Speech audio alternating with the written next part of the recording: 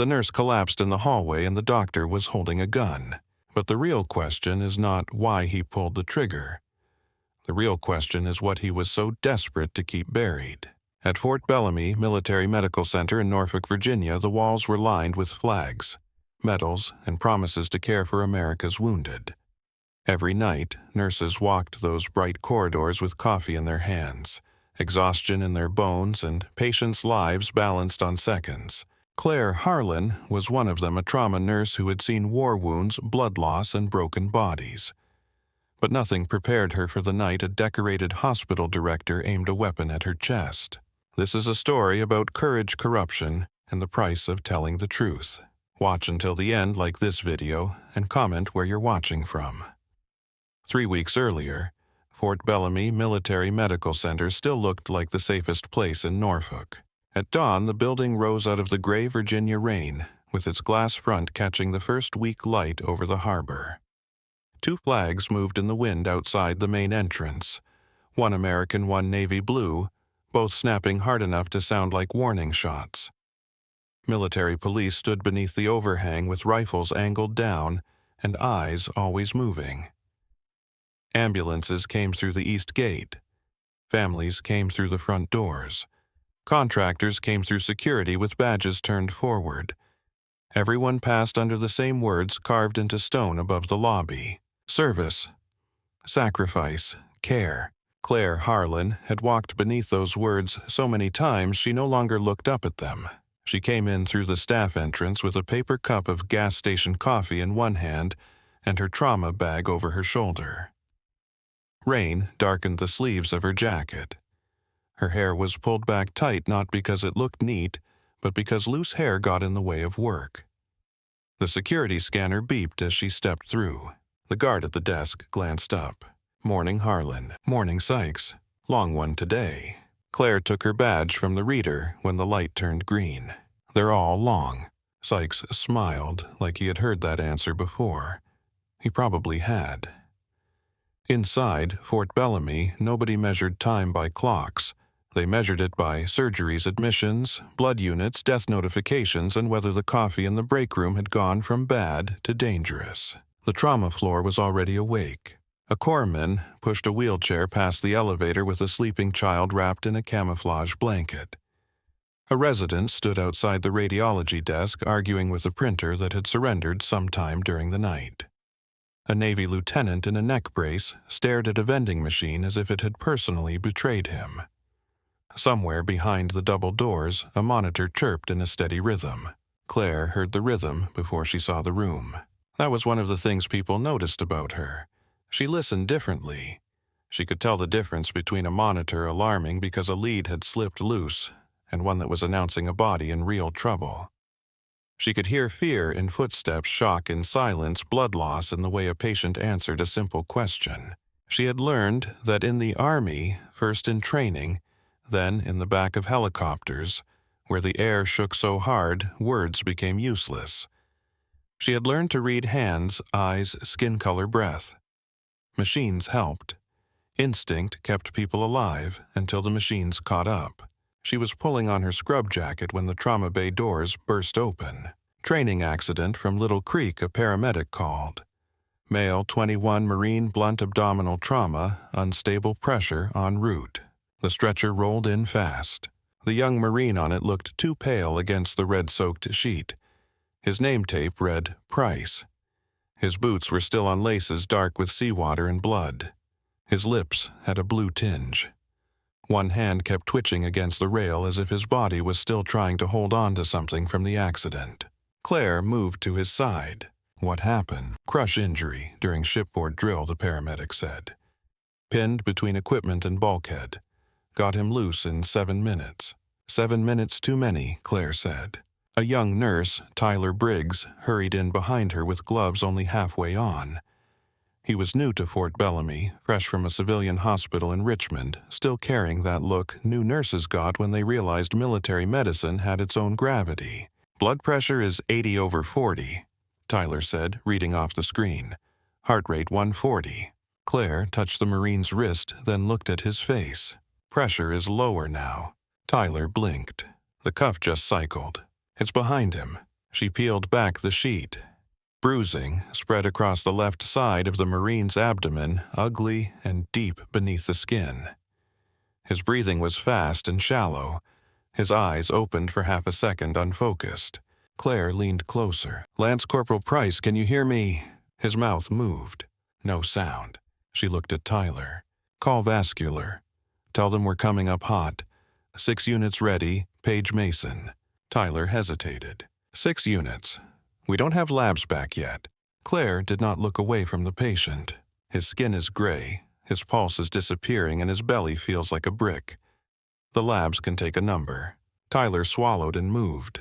Dr. Mason Reed came in less than a minute later, tying his mask behind his head as he walked. His dark hair was still damp from the rain, and he had the particular calm of a surgeon who had not slept enough but had learned to make sleep irrelevant. He glanced once at the patient, once at Claire. "Tell me, crush trauma. Likely splenic rupture, maybe vascular involvement. Pressure falling. He bought the farm 10 minutes ago and forgot to tell us." Mason put on gloves. "Always appreciate your optimism. I save it for birthdays." The Marine groaned as Claire pressed 2 fingers to his neck. "Pulse is thready." Mason looked toward the doors. "Operating room. 2 is open. I already called." "Of course you did." They moved as 1 unit after that. The stretcher wheels rattled over the floor. Tyler jogged beside them, trying not to trip over the urgency. A military chaplain stepped back against the wall to let them pass. 2 officers outside the trauma bay fell silent as the team cut between them. Claire kept one hand on the Marine's shoulder as they moved. "Jonah," she said, reading his first name from the chart clipped to the rail. "Stay with us. You don't have permission to leave." His eyelids trembled. Mason walked on the other side. "Strict nurse. I'd listen." They hit the elevator. Doors opened. Doors closed. The small space filled with breath-blood plastic tubing, wet boots, and the low electronic complaint of a monitor that knew the numbers were wrong. Tyler stared at the screen. "Pressure 76. Claire held out her hand. "Pressure bag." He handed it to her. His hand shook. She noticed but did not comment, not then. The doors opened onto the surgical floor and the team moved into bright white light. The operating room swallowed them whole. Inside, everything became sharper. The steel tray, the blue drapes, the overhead lamps, the wet sound of suction. Mason's voice was calm but clipped every syllable, carrying weight. "Scalpel." Claire placed it in his hand before the word finished. "Suction. Here. Clamp. Already there." Tyler stood near the foot of the table, eyes wide over his mask. Claire saw him watching the blood gather too fast in the suction canister. She stepped near him without leaving her position. "Breathe through your nose," she said. "I am breathing." "No, you're holding air hostage. In, out. Keep your hands useful." He nodded and reached for the next set of sponges. The Marine crashed 12 minutes in. The monitor tone sharpened. His blood pressure dropped into numbers nobody liked to say aloud. Mason leaned deeper into the wound. "Bleeder is hiding." Claire passed another clamp. "Left upper quadrant." He stiffened when you shifted the retractor. Mason angled slightly. There was a beat of concentration, the kind that seemed to pull all sound out of a room. Then Mason's hand closed. "Got it." The bleeding slowed. Not stopped, slowed. In trauma sometimes, that was the difference between a mother getting a folded flag and a son getting another morning. Nearly 4 hours later, they rolled Lance Corporal Jonah Price out of surgery alive. Claire peeled off her gloves in the scrub area. Her fingers were wrinkled from sweat. Her shoulders ached in the deep, familiar way that meant the shift had taken something from her and left something behind. Mason stood at the sink beside her, scrubbing blood from the edge of his wrist where his glove had torn. "You called the vascular injury before the scan," he said. "You called the repair before he ran out of blood." "I'm serious, Claire." "So am I." He looked at her, but she kept washing her hands. "You know most people accept compliments. Most people have more time." Mason shut off the water with his elbow. "I'll tell his mother." Claire nodded. She followed at a distance when Mason went to the family waiting room. Jonah's mother sat alone beneath a framed photograph of a hospital ship.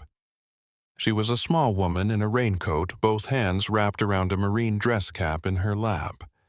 The cap had probably belonged to her son. Maybe she had brought it for luck. Maybe she had been holding it so long she no longer knew how to let go. Mason knelt in front of her. Claire could not hear every word. She did not need to. The woman's face changed first. Hope did not arrive like joy. It arrived like a collapse in reverse. Her shoulders loosened, her mouth opened. She bent forward, pressing the cap to her chest as if it were a living thing. Claire looked away. Some moments belonged to families. Nurses guarded the door and let them happen. The lobby screen across the hall flickered through a silent promotional video. The sound was muted, but Claire knew the script. Everyone knew it. Fort Bellamy existed to serve those who served. Advanced trauma care, veteran rehabilitation, family support, integrity at every level. Dr. Calvin Rusk appeared on the screen in dress blues from some ceremony in Washington. He was younger in the footage, or maybe better lit. Silver hair at the temples, square jaw, careful smile. A decorated military surgeon turned hospital director. The kind of man donors trusted and generals invited to stand beside them at podiums. The video cut to Rusk walking through the atrium with a young amputee on parallel bars. Then to Rusk shaking hands with a senator. Then to Rusk looking directly into the camera. The caption beneath him read, "Healing is a duty." Claire had heard him say it at fundraisers, town halls, and staff briefings. He had a way of making every sentence sound carved into stone. The real Rusk stepped into the lobby just as the video ended. For a strange second, the image and the man seemed to overlap. He wore a charcoal suit beneath his white physician's coat, although Claire had not seen him operate in months. His hospital ID was clipped perfectly straight. 2 board members followed him along with Colonel Henry Vale, the liaison from the command side of the medical center. Vale was tall, narrow, and quiet, the kind of officer who looked polished even when he looked worried. Rusk crossed to Jonah's mother before anyone asked him to. "Mrs. Price," he said gently. She stood too quickly, still clutching the cap. "Doctor, your son is receiving the best care this country can offer. We will take it from here." His tone was warm. His hand settled briefly over hers. Cameras would have loved it. Claire watched Colonel Vale behind him. When Rusk said best care, Vale's eyes dropped to the floor. It was a tiny thing. Less than a second. Claire noticed. She noticed because noticing was how people stayed alive. By mid-afternoon, the hospital had settled into a false calm. The kind that came after one crisis and before the next.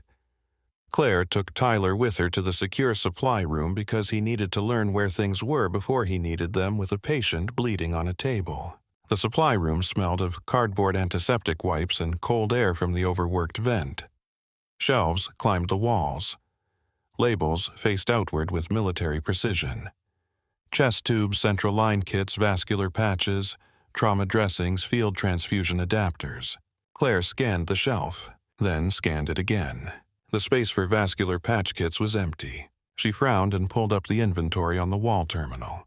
The system showed 3 available. Tyler leaned beside her. Maybe they're on another shelf. They're not. You know that without looking. Claire turned to him. "This room is my second apartment." He gave a small nervous smile. She did not smile back. She opened 2 adjacent cabinets, then a locked lower drawer. Nothing. A logistics tech named Raymond passed the doorway with a cart.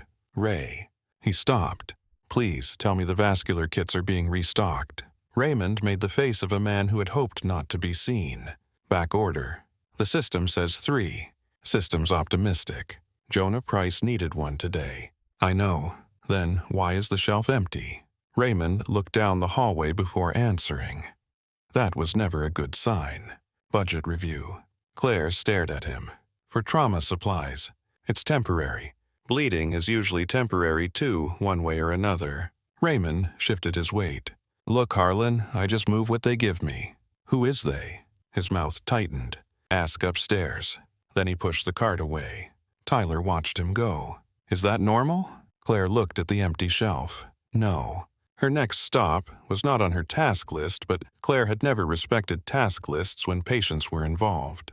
Sergeant Elena Torres was in room 312, tucked near the window with one leg beneath a hospital blanket and the other ending above where her knee had been. A paperback thriller lay open on her chest. She had circled spelling errors in the margins with a hospital pen. "You correcting published authors again?" Claire asked. Elena opened one eye. "If the enemy can use commas correctly, so can civilians." Claire checked the IV pump. "How's the pain?" "Annoying, but not winning. That is not a number. 6 when I'm being brave. 8 when nobody handsome is around." Claire adjusted the blanket. "I'll document 7. Elena smiled, then winced. Her prosthetic fitting had been delayed for weeks. First, it was scheduling, then vendor approval, then missing paperwork, then a funding hold nobody could explain in language that meant anything.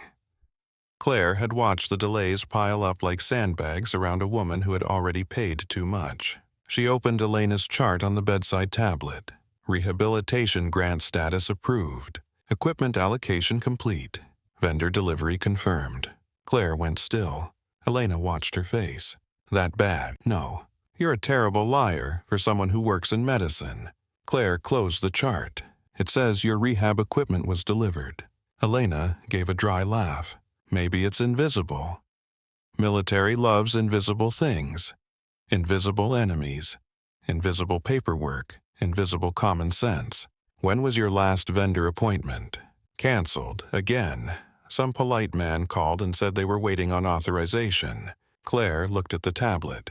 Authorization was not pending. It was marked finished. Elena's voice softened. "Claire." Claire looked up. "You know something." Claire slid the tablet back into its holder. "I know the chart is wrong. That's not the same as knowing nothing." The room fell quiet, except for the pulse of the IV pump. Elena reached for the water cup and Claire handed it to her before she had to stretch. "You ever get tired of being right?" Elena asked. "All the time." "Ever stop?" "No." "Good." Claire left the room with the chart still open in her mind. That evening, rain came down harder. It hit the windows of the executive wing in long, silver lines, turning the view of the parking structure into a blur of headlights and concrete. Claire rarely went up there unless someone made her. The executive wing had carpet instead of tile. The lights were warmer. The air smelled faintly of leather chairs and expensive coffee. It was part of the same hospital, but it did not breathe the same air. She had discharge summaries tucked under one arm and Jonah Price's updated transfer notes under the other. The elevators had been slow, so she cut through the administrative corridor toward the records office. Halfway down, her phone vibrated. A message from Mason. "Price is stable. Mother asked if you were the serious nurse." I said yes. Claire typed back with one thumb. "Tell her serious nurse says he needs to behave." She was sliding the phone away when the top file slipped from the stack. Paper fanned across the carpet. "Damn it," she whispered. She crouched to gather them. That was when she heard Rusk's voice. His office door was not fully closed. The gap was narrow, but sound traveled through it with unnatural clarity. "No," Rusk said. Not the lobby voice. Not the donor voice. Not the voice that promised mothers every resource their sons were owed. This voice was flat and cold. "You don't pause the transfer. You bury it under equipment modernization." Claire's hand stopped over a page. A speakerphone crackled from inside the office. The other voice was low, male, anxious. Rusk cut him off. "I don't care what the Defense Health Auditors requested. Rename the clinic expense. Reclassify the prosthetics fund. Fix the numbers before Friday." Claire felt the words move through her body before she understood them. Prosthetics fund. Fix the numbers. She looked at the papers on the carpet but did not see them. Rusk spoke again. "If this reaches the nurses, it reaches the families. If it reaches the families, it reaches Congress." Claire shifted back on her heels. Her elbow struck a small metal side table outside the office. A cup of pens rattled. The sound was tiny. In that corridor, it cracked like a dropped tray. Silence fell inside the office. Claire gathered the papers too quickly. One corner bent under her palm. The door opened. Dr. Calvin Rusk stood in the doorway with his phone still lit on the desk behind him. The red speaker light blinked like a pulse. For a moment, neither of them moved. His eyes went to the files in her hands, then to the scattered page near her knee, then back to her face. Nurse Harlan. Claire rose. "Sir, sorry, I dropped patient charts." His expression did not change. "Long shift." "Yes, sir. Those make people careless." She held the files tighter against her chest. "I'll be more careful." Rusk stepped into the hall. He was close enough now that Claire could see the faint line where his smile usually rested. It was not there. "People hear pieces of things in hospitals," he said. Half a phrase, a number, a name. Then they build stories around them. Claire kept her face still. "I was not listening." "No, no, sir." The red light on his phone continued blinking inside the office. Rusk looked at her for another long second. Then the public smile returned thin and practiced. "Go home, Claire. You've earned the rest." She nodded once. "Yes, sir." She walked away without hurrying. Her shoes made no sound on the carpet. She did not look back until she reached the elevator. Rusk was still standing in the doorway. The elevator opened. Claire stepped inside. The doors closed between them. Only then did she realize her heart was beating too fast. When she returned to the trauma floor, the noise came back all at once. Monitors, wheels, voices, oxygen flow. Tyler asking someone where the clean blankets had gone. Mason laughing at something a resident said near the desk. Everything looked normal. That was the problem. Normal could hide almost anything if people were tired enough to accept it. Claire set the charts down at the nurse's station and looked through the glass toward the executive elevators. The numbers above the doors changed slowly, floor by floor, until they stopped. Behind her, a monitor began to beep faster in room 7. She turned toward the sound because that was what nurses did. But the words from Rusk's office followed her across the floor, quiet and exact, settling beneath every other sound in the hospital. The words followed her into the next morning. "Fix the numbers." Claire heard them while she changed a dressing on a shrapnel wound. She heard them while she checked Jonah Price's pupils and watched his mother sleep upright in the chair beside him. She heard them while Tyler Briggs read medication labels out loud to himself at the cart, careful and terrified, as if every bottle might explode if he pronounced it wrong. She told herself there were explanations. Hospitals ran on language that sounded cruel when taken out of context. Budgets got shifted. Funds got reclassified. Vendors changed. Auditors asked questions. Administrators answered in the bloodless grammar of spreadsheets and procurement codes. Claire knew that much. Still, she could not get past the words prosthetics fund. By noon, she had checked Sergeant Elena Torres's chart 3 times. Each time the screen told the same lie. Equipment delivered. Therapy authorized. Case active. In room 312, Elena sat by the window with the paperback open in her lap and a crossword half-finished on the bedside table. Rain slicked the glass behind her. She had drawn a small skull beside one of the puzzle clues, probably because the clue deserved it. Claire entered with the medication scanner. Elena looked up. "You have that face again." "What face?" "The one that says you are about to make someone regret choosing an office job." Claire scanned the wristband. "You give me too much credit." "I give you exactly enough." The scanner chirped. Claire checked the medication cup against the chart, then handed it over. Elena swallowed the pills with water and studied her over the rim of the cup. "My prosthetic guy called." Claire kept her hand on the bed rail. "What did he say?" "That they still do not have clearance from Fort Bellamy for the final fitting." Elena's mouth twisted. He sounded embarrassed. "I almost felt bad for him." "Almost." Claire looked at the chart again, though she already knew what it said. "Your file says final fitting was cleared 2 months ago. Then either my leg is hiding from me or somebody is full of it." Claire set the tablet back into the cradle. Elena watched her carefully. "You heard something, didn't you?" Claire did not answer fast enough. Elena leaned back against the pillow. "People think patients do not notice. We notice everything. The look nurses trade when the order makes no sense. The way doctors get quiet when a family asks the wrong question." The supply cart that used to be full and suddenly is not. Claire lowered her voice. What else have you noticed? Elena's eyes sharpened. She had been a staff sergeant before the blast took her leg, and sometimes command came back into her face like a light turning on. Rehab gym hours got cut. 2 therapists transferred. Nobody says why. A guy from prosthetics came once, checked my stump, said I was ready, then disappeared. A social worker told me my grant was approved. Then the next one said there was no grant attached to my name. She looked toward the hallway. And 3 weeks ago, an administrator I had never seen before came in here with Colonel Vale. They thought I was asleep. Claire felt her pulse shift. What did they say? Not enough. Just that Torres was becoming a visibility problem. Elena's smile was thin. I have been called worse by better men. Claire stood very still. Elena, did they mention Dr. Rusk? No. Elena paused. But Vale said Calvin wants the report clean before the visit. The monitor beside the bed kept its quiet rhythm. Claire made herself breathe normally. What visit? Some audit team. Some oversight people. I do not know. They walked out when I coughed. Claire closed the chart. Elena reached out and caught her wrist. Do not do that thing where you decide it is safer to know less. Claire looked down at her hand. I have patience. You have a conscience too.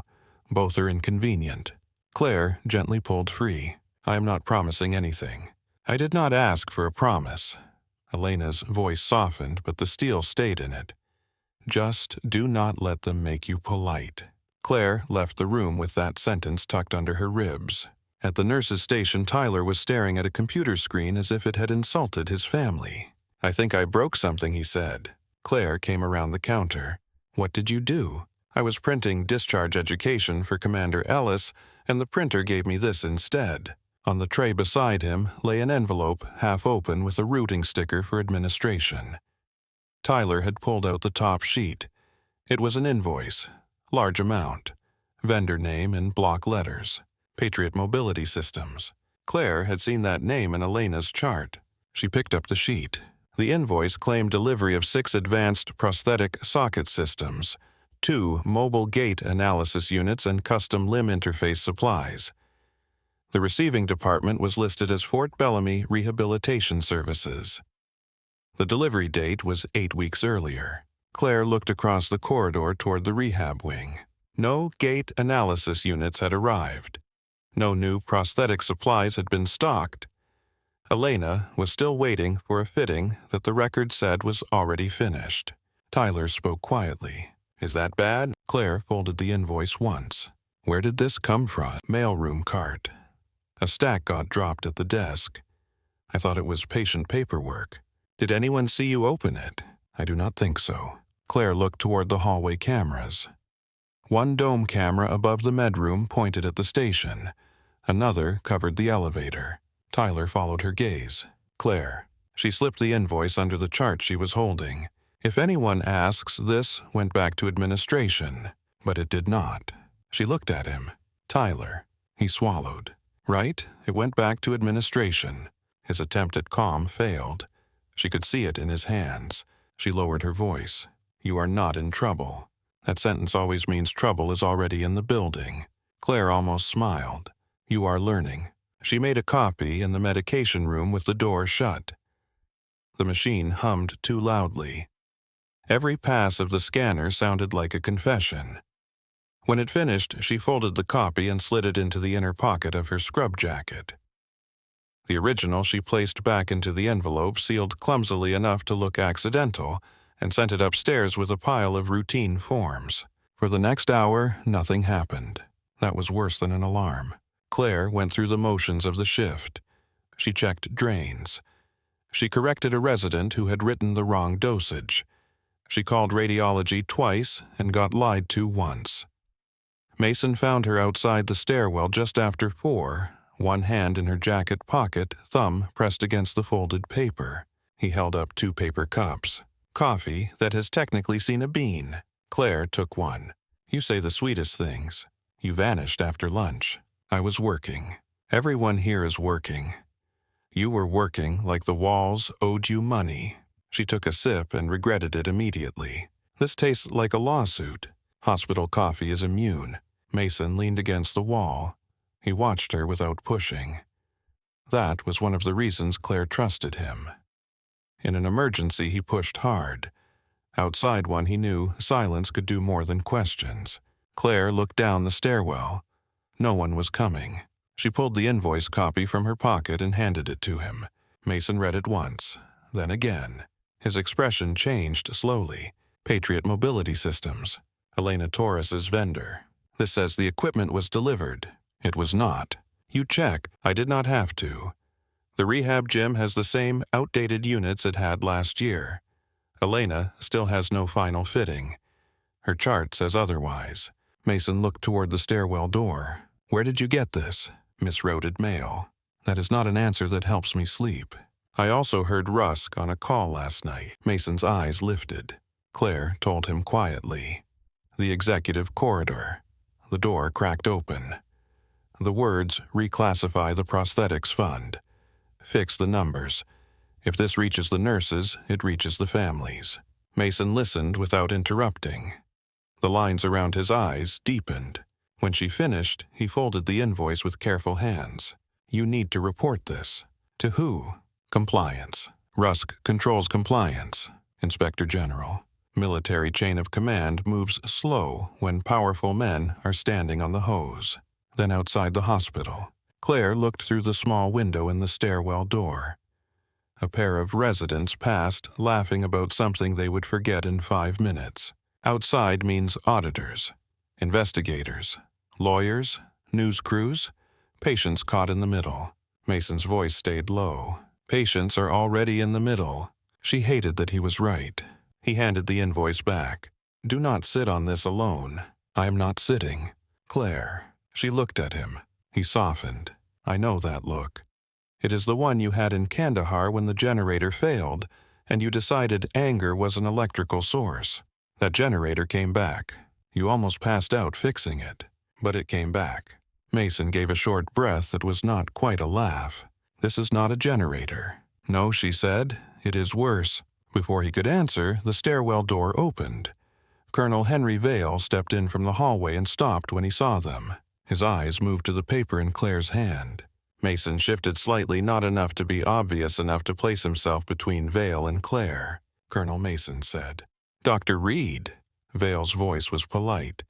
His gaze stayed on Claire. Nurse Harlan. Sir. For a second, the three of them stood in the narrow stairwell landing with coffee cooling in paper cups and something unspoken pressing against the walls. Vale looked tired, not sleepy. Tired in the way men looked when they had made too many compromises and were still counting the cost. Dr. Rusk asked whether you were on shift tonight, he said. Claire felt the skin along her arms tighten. I am. He wanted to speak with you. About what? Vale's mouth pressed into a line. He did not say. Mason spoke before Claire could. She is covering trauma. I'm aware. Vale looked at him, then back at Claire. When you have a moment. Claire nodded once. I will check in. Vale held her gaze. There was something almost like warning in his eyes, buried beneath obedience. Then he left. The stairwell door clicked shut. Mason turned to Claire. You are not going to see him alone. I am not going to see him at all if I can help it. Good. But by 6, her schedule changed. The assignment board updated without a supervisor touching it. Claire's name disappeared from trauma rotation and reappeared under Administrative Chart Review 3rd floor records. Tyler noticed first. Why are you off trauma? Claire stared at the screen. I am asking myself that. Maybe they need your documentation skills. My documentation skills are hostile. She went to charge Nurse Marcy Glenn, who had been at Fort Bellamy long enough to see 3 directors, 2 renovations, and 1 hurricane damage report vanish into committee. Marcy looked at the assignment board and swore under her breath. I did not move you. Who did? Marcy clicked through the system. Her face hardened. Executive authorization. Claire felt Mason come up beside her. Marcy lowered her voice.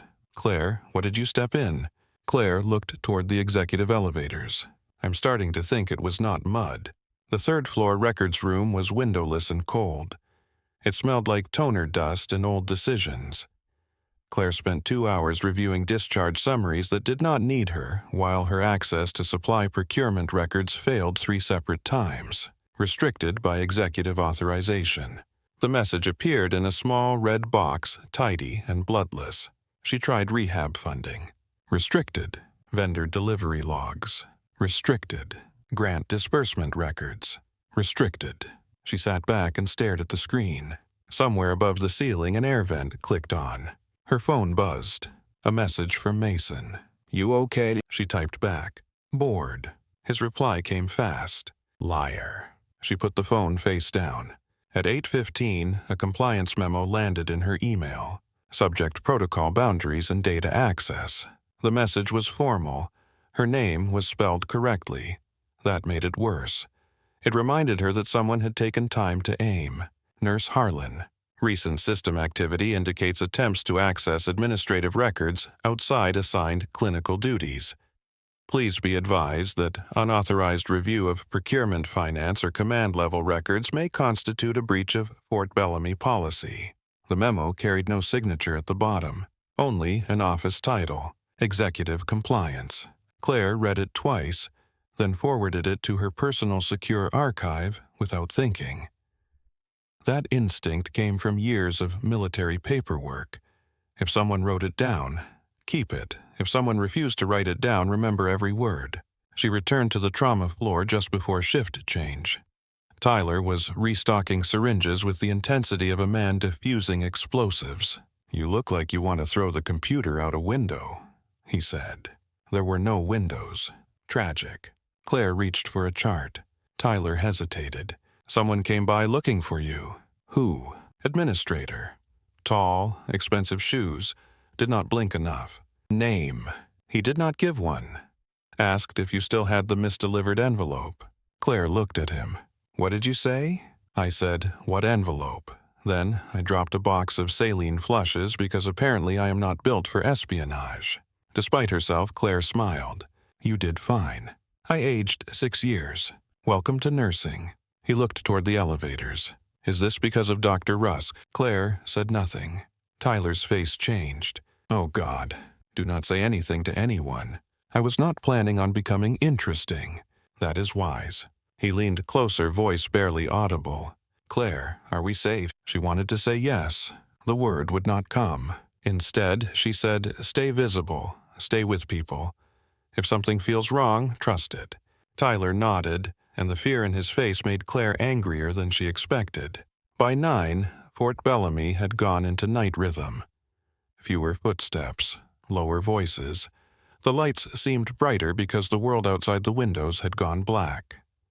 Claire moved from room to room, checking patients she was technically no longer assigned to because nobody could stop a nurse from caring without admitting what they were doing.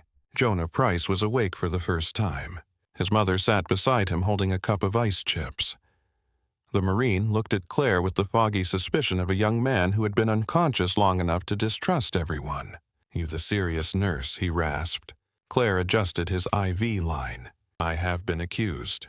My mom said you yelled at me. I gave you a lawful order to stay alive." His mouth twitched. "Did I obey?" "Barely." His mother laughed through tired tears. That small sound followed Claire into the hall and nearly broke something in her. This was why the missing money mattered. Not because of invoices. Not because of audits. Because Jonah Price had lived and staying alive was only the first bill a wounded person had to pay. Rehab equipment, therapy, housing support, family, travel, follow-up care. Systems turned survival into life, or they failed and called the failure paperwork. At 10, Claire found Elena in pain. Her fever had crept up. Her stump was inflamed. Infection had taken advantage of delay as infection always did. It did not care about authorization codes. Claire changed the dressing with careful hands. Elena stared at the ceiling. "Bad, not good. That is nurse for bad.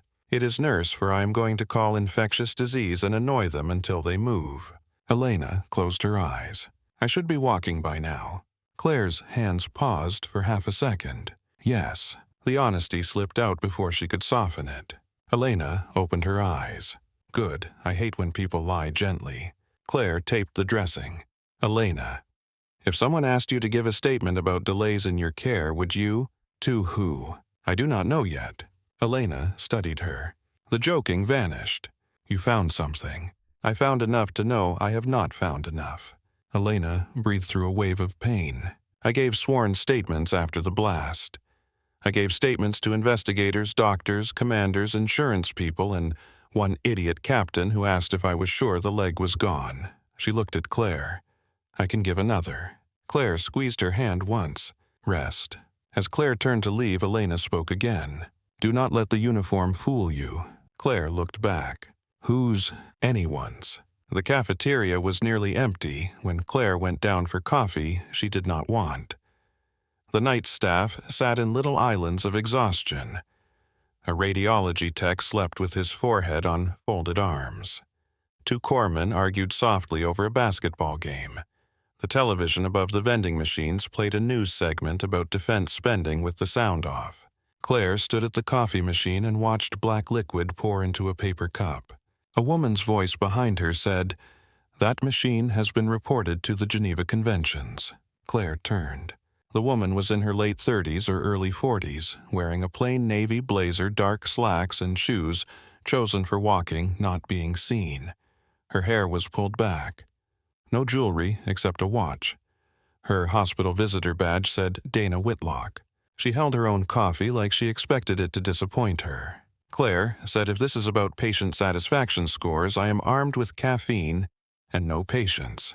Dana did not smile. "Defense Health Agency, Office of Program Integrity." The words landed with a quiet weight. Claire looked toward the nearest table. Too far for anyone to overhear if they kept their voices low. Close enough to look ordinary. Dana nodded toward it. 2 minutes. Claire sat with her back to the wall. Old habit. Dana noticed. She chose the seat opposite with a clear view of both exits. Also old habit. For a moment, neither spoke. Then Dana placed a small leather credential case on the table and opened it just enough. "I am reviewing irregularities in grant allocation and procurement at Fort Bellamy." "Reviewing," Claire said. Quietly. "Sounds official. It is official enough to get me ignored by the people I am reviewing." Claire took a sip of coffee. It was terrible. The familiarity helped.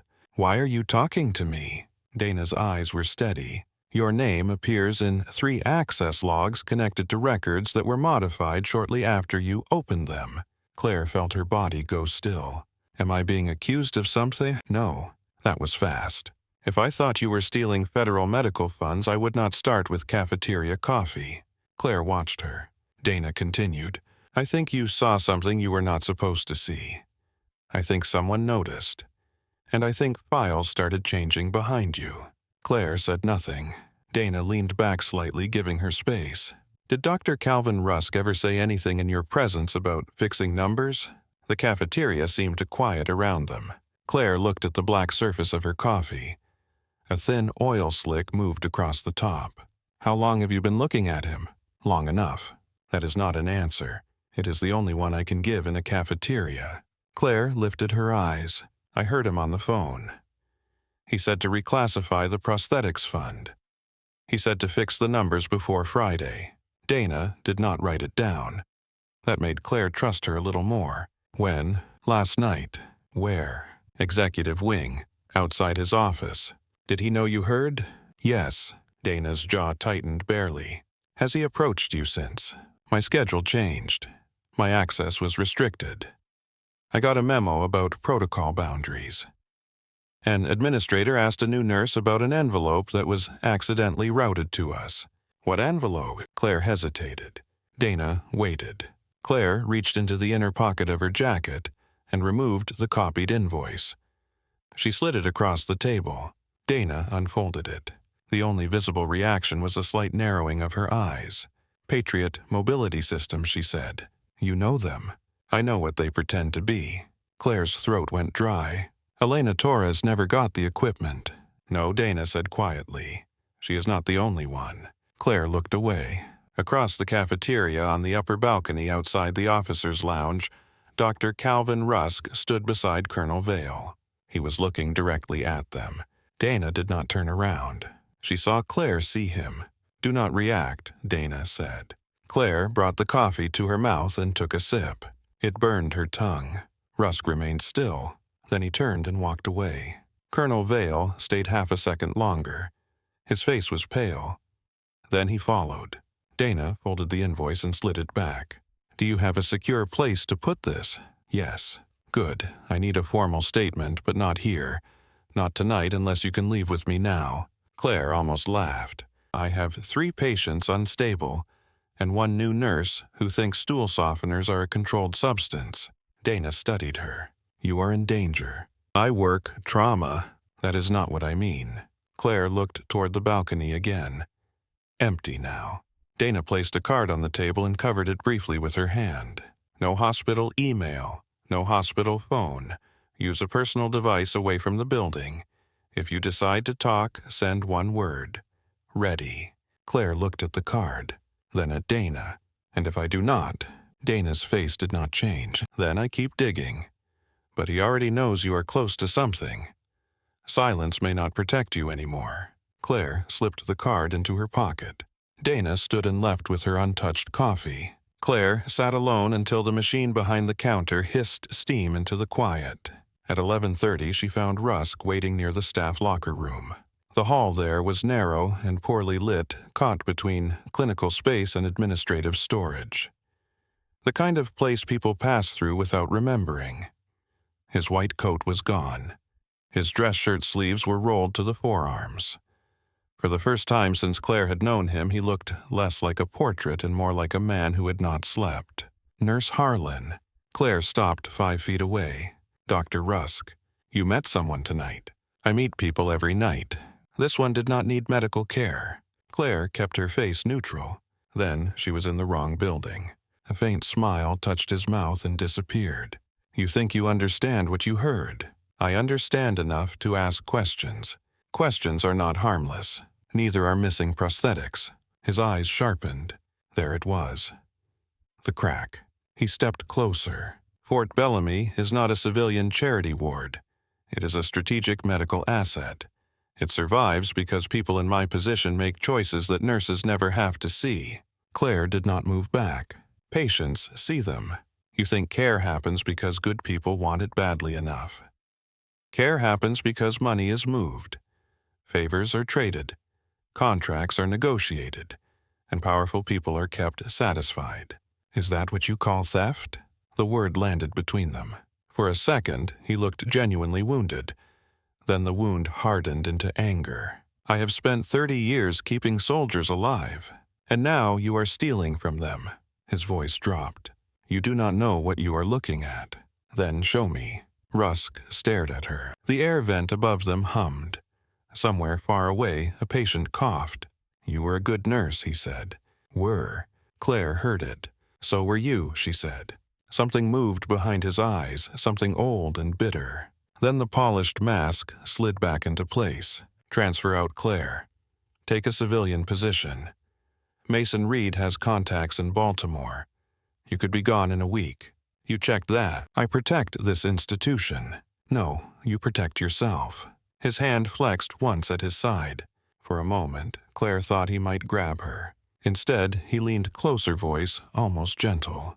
"Do not confuse stubbornness with courage. This building has buried better people than you." Claire met his eyes. Not quietly. She walked past him into the locker room and did not breathe until the door closed behind her. Inside, 2 nurses were changing shoes and talking about daycare pickup. Normal voices. Normal complaints. Normal life. Claire stood at her locker with one hand against the metal door and waited for her pulse to slow. It did not. At midnight she went outside. The rain had thinned to mist. The staff courtyard smelled of wet concrete and diesel from the ambulance bay. She stood beneath the narrow awning and took out Dana Whitlock's card. Her personal phone felt too bright in her hand. She typed 1 word, "Ready." Her thumb hovered over send. She thought of Elena's empty chart promises. Jonah's mother gripping the marine cap. Tyler's frightened face.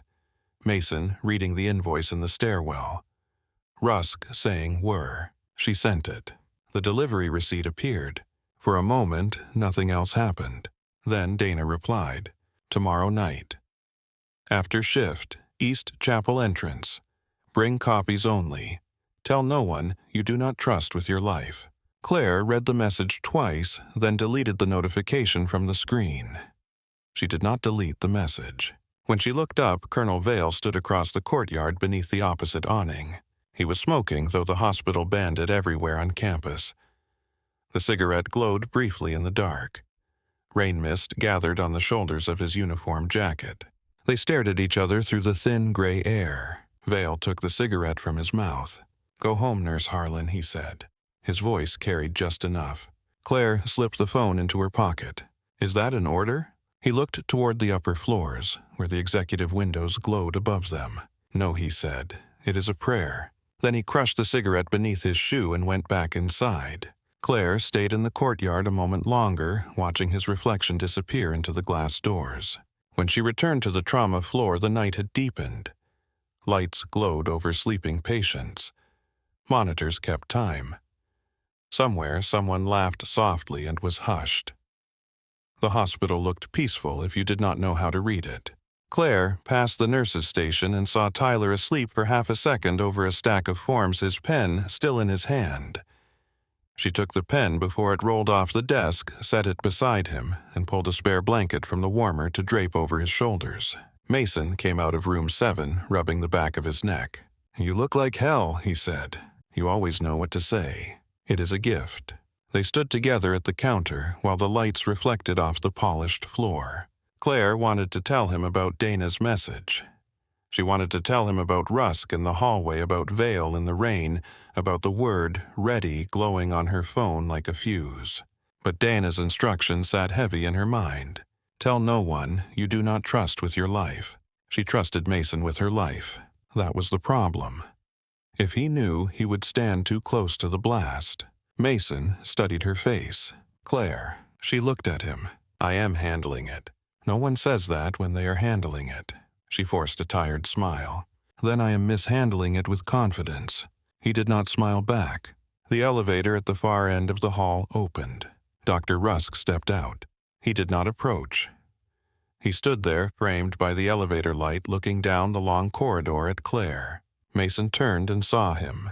The three of them held still inside the soft mechanical noise of the hospital. Then Rusk's phone lit in his hand. He looked down. Claire could not see the message, but she saw the change in his face. The public man vanished. Something hollow and cornered took his place. His eyes rose back to hers. For the first time, Claire saw fear in him. Not fear of prison, fear of exposure. Rusk turned and walked back into the elevator. The doors closed. The monitor in room 7 began to beep faster. Claire moved toward it because a patient needed her, but her skin had gone cold beneath her scrubs. The next night, near the end of shift, she stood alone at the nurse's station with copies sealed inside her jacket, signing one final chart beneath the hard white lights. The corridor behind her was empty. Then she heard a small metallic click. The sound was small enough that another person might have missed it. Claire did not. It came from the far end of the surgical corridor just beyond the shadowed mouth of the executive elevator. Metal against metal. A hard little click that cut through the hum of lights, the soft beeping from patient rooms, the distant wheels of a linen cart turning somewhere out of sight. Her pen stopped over the chart. For half a second, she did not turn. The nurse's station glass caught a thin reflection behind her. White floor. Long corridor. A man standing too still beneath the ceiling lights. His right arm was raised. Claire's breath slowed. Not from calm, from training. Her eyes moved before her body did. Door to the medication room. 20 feet, too far. Panic button under the counter. 6 inches from her left knee. Patient room 7 behind her. Occupied. No cover that would stop around. The crash cart near the wall. Metal, but not enough. Fire extinguisher behind the glass case. Useless unless she could reach it. The envelope rested inside her scrub jacket, taped flat against her ribs. She turned. Dr. Calvin Rusk stood halfway down the corridor with a pistol aimed at her chest. He looked different without the white coat. smaller somehow yet more dangerous because the costume was gone. His tie hung loose. His collar was open. His hospital badge was clipped crooked to his belt instead of centered at his chest. His silver hair had lost its perfect shape, and rainwater or sweat darkened it at the temples. His eyes were fixed on her, not wild, not confused, focused. Claire lowered the pen to the counter. Dr. Rusk. Her voice came out even. She was grateful for that. Fear was moving through her body in cold waves, but her voice had not betrayed her yet. Rusk did not answer. The pistol stayed level. A monitor in room 7 gave a soft warning chirp, then settled again. Somewhere behind a closed door, a patient coughed in their sleep. The ordinary sounds of the hospital kept going, unaware that the hallway had become a firing line. Claire shifted her left hand slightly under the counter. Rusk's eyes flicked down. Do not. Her hand stopped. His voice was low, almost tired. You were told to leave it alone. Claire kept her shoulders still. I was told a lot of things. You should have listened. She looked at his grip. 2 hands now. Not perfect, but not careless. He knew how to hold a weapon. His index finger rested near the trigger. His wrists trembled once, then steadied. Calvin, she said. The use of his first name changed his face. A small tightening around the eyes. You do not get to speak to me like that. Then put the gun down, and I will call you sir. His jaw flexed. The elevator doors behind him opened with a soft chime. No one stepped out. No one was there to see him. No one was there to stop him. Claire listened for footsteps from the side corridor. Nothing. Rusk took 1 step closer. You think you found a crime. I found patients missing care they were promised. You found paperwork. I found Elena Torres waiting for a leg your records say she already has. His face flickered. Annoyance, not guilt. You know nothing about what it takes to keep a medical center like this functioning. I know what it looks like when a wound is infected. This is not one of your bedside metaphors. It is exactly that. For a moment, anger put color into his face. You think care is pure because you stand close to blood. You think you are the only ones doing holy work because you wear scrubs and hold hands and listen to machines. You have no idea how fragile this institution is. Claire could hear him unraveling inside the words. Not loudly, not dramatically. The fracture was cleaner than that. Then why steal from it? I kept it alive. You fed yourself from it. His mouth opened slightly. The truth of the sentence struck him before his pride could block it. A door opened near the far corner. A night custodian named Lewis stepped into the corridor pushing a yellow mop bucket. He had earbuds in and 1 gloved hand on the handle. He looked tired, half-turned toward his own thoughts. Then he saw Rusk, saw the gun. The bucket rolled forward another foot and bumped the wall. Water sloshed across the floor. Lewis pulled 1 earbud out. Sir. Rusk's head turned. Claire moved. Her left hand shot under the counter and slammed the panic button. A red light flashed silently beneath the desk. Rusk saw it. His face emptied. The first shot exploded down the corridor. The sound hit harder than Claire expected, a violent crack that seemed to punch the air out of the building. The framed Navy commendation behind her shattered. Glass sprayed across the counter and floor. Claire ducked by instinct, but the second shot came fast. The impact struck her left side like a hammer made of fire. Her body slammed against the nurse's station. The envelope under her jacket crinkled beneath her hand. Lewis shouted and ran. His shoes slapped through spilled water. Claire tried to pull air in. It came halfway and broke apart. Rusk advanced. His face was no longer calm. Not exactly. It was worse than rage. It was a man moving through a decision he had already made and hating the evidence of it. You were supposed to be smart, he said. Claire pressed her right hand to her side. Warmth spilled between her fingers. She slid down against the counter but forced herself not to fall flat. Her left hand reached inside her jacket, not toward the wound, toward the envelope. Rusk raised the pistol again. Where is it? Claire looked up at him. What? The copies. Her vision sharpened around his face. Everything else blurred at the edges. He knew. He knew about Dana. About the message. Maybe about the East Chapel entrance. Maybe only enough to panic. "You shot me over paperwork," Claire said. His nostrils flared. "You were going to destroy everything. You did that." The next shot tore through the edge of the counter. Wood and laminate splintered. A hot sting opened across Claire's forearm. She flinched and the envelope slipped free beneath her jacket. It landed near her hip. Rusk saw it. Claire saw him see it. The hospital announcement system crackled overhead. For one hanging second, nothing came out. Then the automated voice filled the corridor. "Code Silver. Active shooter. Surgical wing. Code Silver. Active shooter. Surgical wing." Doors began to lock. Magnetic seals thudded across the hallway. Security shutters lowered near the stairwell access. Red strobes flashed against white walls. Rusk looked toward the ceiling as if the building itself had betrayed him. Claire grabbed the envelope with bloody fingers and shoved it under the nurse's station kickboard. It slid into shadow. Rusk's eyes dropped back to her. He lifted the gun. The third shot hit her chest. There was no sound after that. Not at first.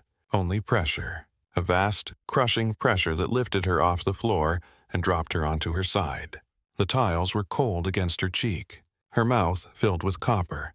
She tried to breathe and could not find the shape of it. The ceiling lights stretched long above her.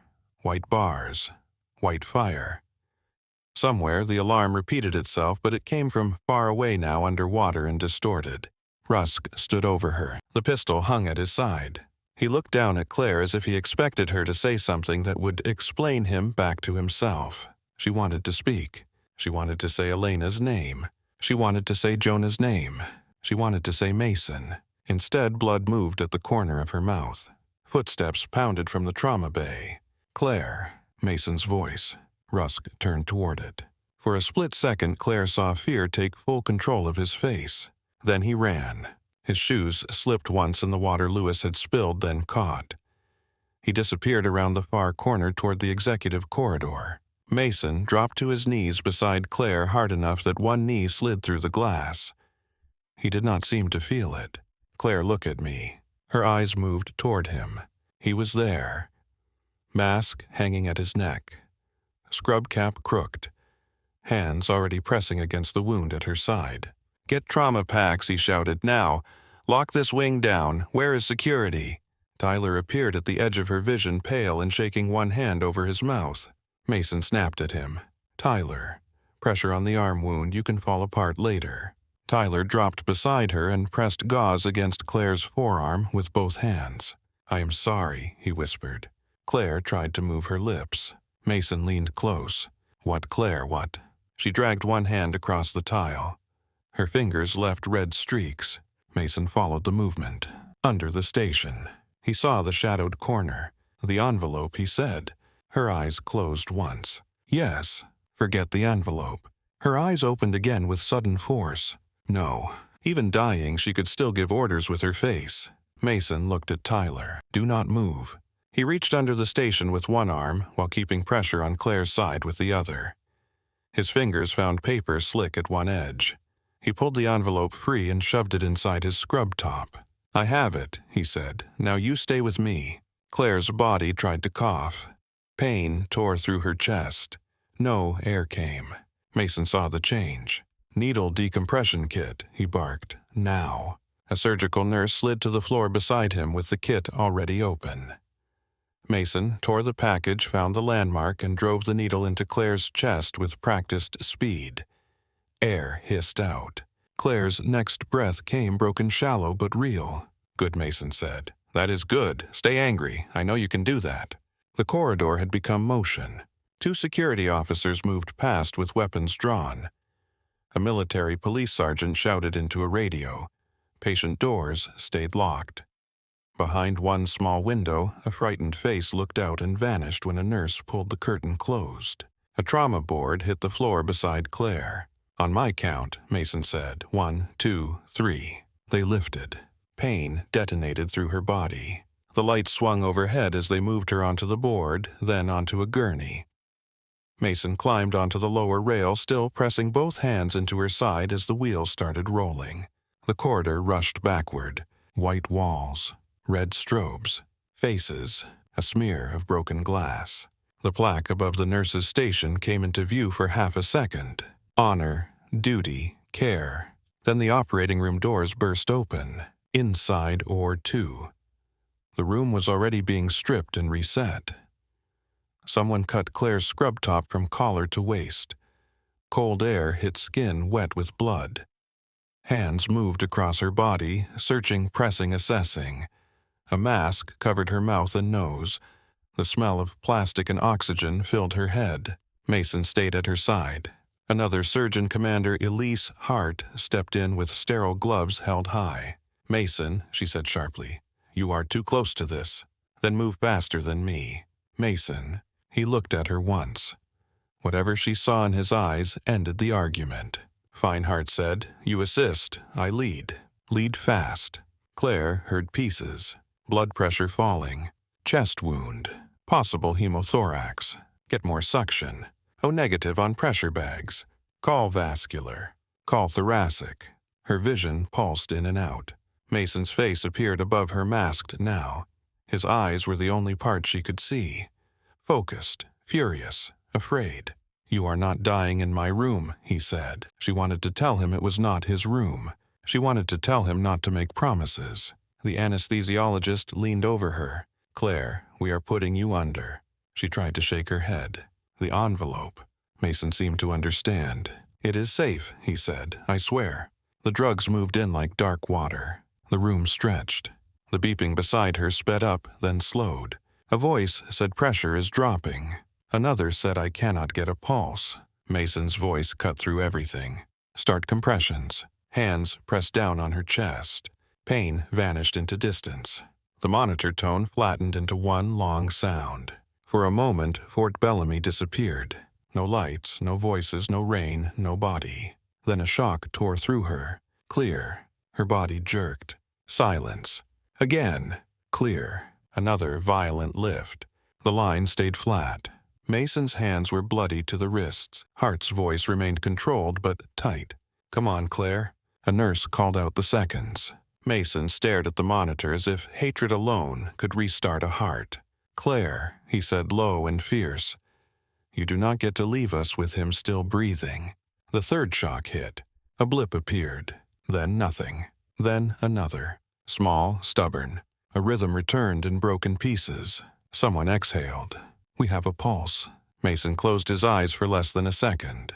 Then he opened them and went back to work. Keep it. Outside the operating room, Fort Bellamy transformed from hospital to battlefield without a single patient leaving their bed. Military police flooded the surgical wing. Norfolk police arrived through the emergency entrance. A tactical team moved toward the executive level with shields and rifles. Elevators locked down. Visitors were pushed into waiting rooms. Staff were counted. Radios crackled with room numbers, badge names, stairwell statuses. Rain hammered the glass atrium. In the lobby, families stood frozen beneath the huge hanging flag. Some held phones. Some held each other. A little boy in dinosaur pajamas asked his father why the soldiers had guns inside the hospital. No one answered fast enough. On the executive floor, Dr. Calvin Rusk ran into his office and locked the door. He crossed the room twice without purpose, the gun hanging from his hand. His breath came ragged now. The office around him was full of proof that people had once believed in him. Framed medals. Photographs with generals. A ceremonial saber mounted beside a glass case. Newspaper articles about battlefield medicine and veteran care innovation. On his desk, his computer screen still showed a financial dashboard. Several accounts were highlighted red. A secure message window sat open. Subject line, DHA Inquiry Escalation. He stared at it. Then at his own reflection in the dark window. Sirens flashed red and blue across the glass, breaking his face into pieces. A voice came through the office door. "Dr. Rusk, this is military police. Step away from the weapon and open the door." Rusk did not move. "Dr. Rusk, we know you are inside." He looked toward the gun in his hand as if it had appeared there by itself. Then he laughed once. A short, dead sound. Back on the surgical floor, Tyler stood at the nurse's station with blood on his gloves and no memory of standing up. The envelope was gone. Mason had taken it. The floor was streaked red. The broken commendation frame lay against the wall. Lewis, the custodian, sat on a chair near the medroom, shaking so hard a security officer had wrapped a blanket around his shoulders. Agent Dana Whitlock arrived through the secured doors with her badge raised and 2 federal officers behind her. The MP sergeant tried to stop her. "This wing is locked down." Dana did not slow. "I am part of why it is locked down." She reached the nurse's station and took in the scene. Blood on tile, bullet holes, glass, the kind of silence that follows violence when the screaming has moved elsewhere. Tyler saw her and stepped forward. "You are Agent Whitlock." "Yes, I am Tyler Briggs." Claire gave something to Dr. Reed. An envelope. He took it into surgery. Dana's gaze sharpened. Did Rusk see it? He asked for it. I think that is why he shot her.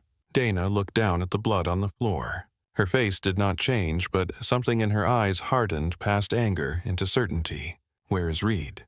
Or 2. Dana turned toward the operating room doors. A nurse blocked her. "You cannot go in." "I do not need to go in. I need whatever comes out with his name on it." The nurse stared at her, then nodded once. Minutes later, Mason stepped into the scrub area, still sterile gown on mask hanging loose, eyes hollow from concentration. He had not left the surgery. He had only moved far enough for a nurse to take the envelope from beneath his scrub top where Claire had made him promise it was safe. The paper was bent. One corner was stained red. Mason held it out. Dana took it with both hands. For a second, neither spoke. "How is she?" Dana asked. Mason's voice was rough. "Alive. That is not the same as okay." "No." "Did she say anything?" Mason looked toward the OR doors. She said enough. Dana opened the envelope carefully. Inside were copies of the Patriot Mobility invoice, a grant disbursement list, a supply access log, and a memo carrying Rusk's digital approval signature. Claire had marked the inconsistencies in neat blue ink. Circles, dates, initials, patient names. Dana read the first page, then the second. The hallway noise seemed to recede around her. "He shot her for this," Mason said. Dana looked at the red stain on the paper. "No," she said quietly. "He shot her because this was only the part she could carry." On the executive floor, the standoff ended without heroism. Rusk opened the office door after 47 minutes. He had placed the pistol on his desk. His hands were raised. 2 military police officers took him to the floor, cuffed him, searched him, lifted him again. He did not resist. He looked past them toward the hallway where Colonel Vale stood with his face ashen and his uniform jacket soaked from the rain. Rusk spoke once. "Henry." Vale did not answer. The officers walked Rusk past the framed photographs, past the awards, past the executive carpet that swallowed footsteps. When they reached the elevator, a young MP glanced at him with open disgust, and then looked away as if even that was more attention than Rusk deserved. Downstairs, a local news crew had already gathered beyond the police line outside the main entrance. Cameras pointed at the hospital through the rain. Red and blue lights washed across the glass front where the words "Service, Sacrifice, Care" remained carved above the doors. Inside or 2, Claire's body fought to stay. Hart repaired what she could. Mason assisted until his hands cramped. Blood went in, blood came out, tubes filled, monitors argued. The team worked with the grim devotion of people refusing to surrender one of their own. Hours lost their edges. At some point, the rain stopped. At some point, dawn put a weak gray light against the high windows. At some point, Claire's pressure held long enough for the room to believe it might keep holding. When they finally moved her to the intensive care unit, the hospital had quieted into the strange hush that comes after catastrophe. Not peace, not safety, just exhaustion. Claire lay in a private ICU room behind glass, pale against white sheets tubes running from her arms and chest, a ventilator breathing beside her. Her hair had come loose from its tie. A bruise darkened along her cheekbone where she had hit the floor. The monitor above her bed drew green peaks across a black screen. Beep, beep, beep. Mason sat in the chair beside her, elbows on his knees, scrub top changed, but blood still dried along one wrist where he had missed it. He watched the monitor as if looking away might be permission for it to stop. Tyler stood outside the glass with a blanket around his shoulders. Lewis sat farther down the hall, talking quietly to an officer. Nurses moved in and out with soft steps, touching lines, checking numbers, adjusting medications. Each one paused at Claire's bedside a little longer than the task required. Dana Whitlock stood near the ICU doors, with the envelope sealed inside an evidence bag. She watched Claire through the glass, then looked down at the pages inside the bag. Blue ink. Red stain. Names of soldiers and patients who had been turned into false entries. Her phone vibrated. A federal number appeared on the screen. She answered. "This is Whitlock." She listened. Her eyes stayed on Claire. "Yes," she said. "We have the documents. We have the weapon. We have Rusk in custody." Another pause. "No, this is not only attempted murder." In the room, Claire's fingers moved slightly against the sheet. Mason saw it and leaned forward. "Claire." The movement stopped. The monitor continued its steady work. Dana lowered her voice into the phone. "This is theft from wounded service members, obstruction, procurement, fraud, and whatever else is buried in those accounts. Start with Patriot Mobility Systems. Pull every contract tied to Rusk Vale and rehabilitation funding for the last 5 years." She ended the call. Behind the glass, Mason took Claire's hand gently, careful of the IV tape. "You made it through the night," he whispered. Claire did not wake. Not yet. But the machines kept speaking for her. Beep, beep, beep. Outside her room, agents began opening files that men like Rusk had built to look clean. Inside her room, a nurse who had been shot for carrying the truth kept breathing under the low, relentless light of Fort Bellamy. For 2 days, Claire breathed because machines and medicine refused to let her stop. The ventilator moved air in and out of her lungs with a soft, mechanical sigh. Pumps clicked beside her bed. Clear fluid ran through tubes into bruised veins. The monitor above her drew green peaks across the dark screen, each one small, stubborn, and watched by everyone who passed the glass. Mason Reed stayed longer than hospital policy allowed. No one told him to leave. He sat in the chair beside her bed, with his hands clasped so tightly his knuckles stayed pale.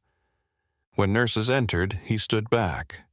When they left, he returned to the same place, eyes fixed on the monitor, face rough with sleeplessness.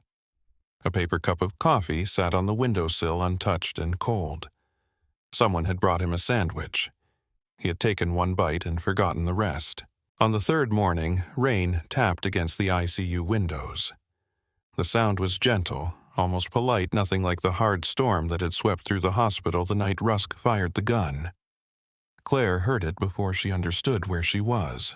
First came the rain, then the beeping, then pain. It did not arrive all at once.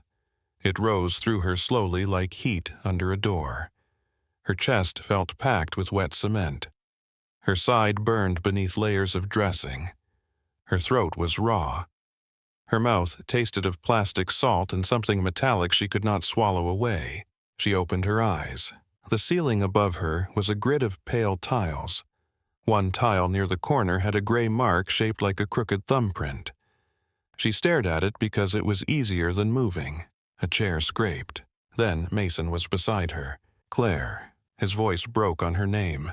She turned her eyes toward him. His face came into focus by degrees.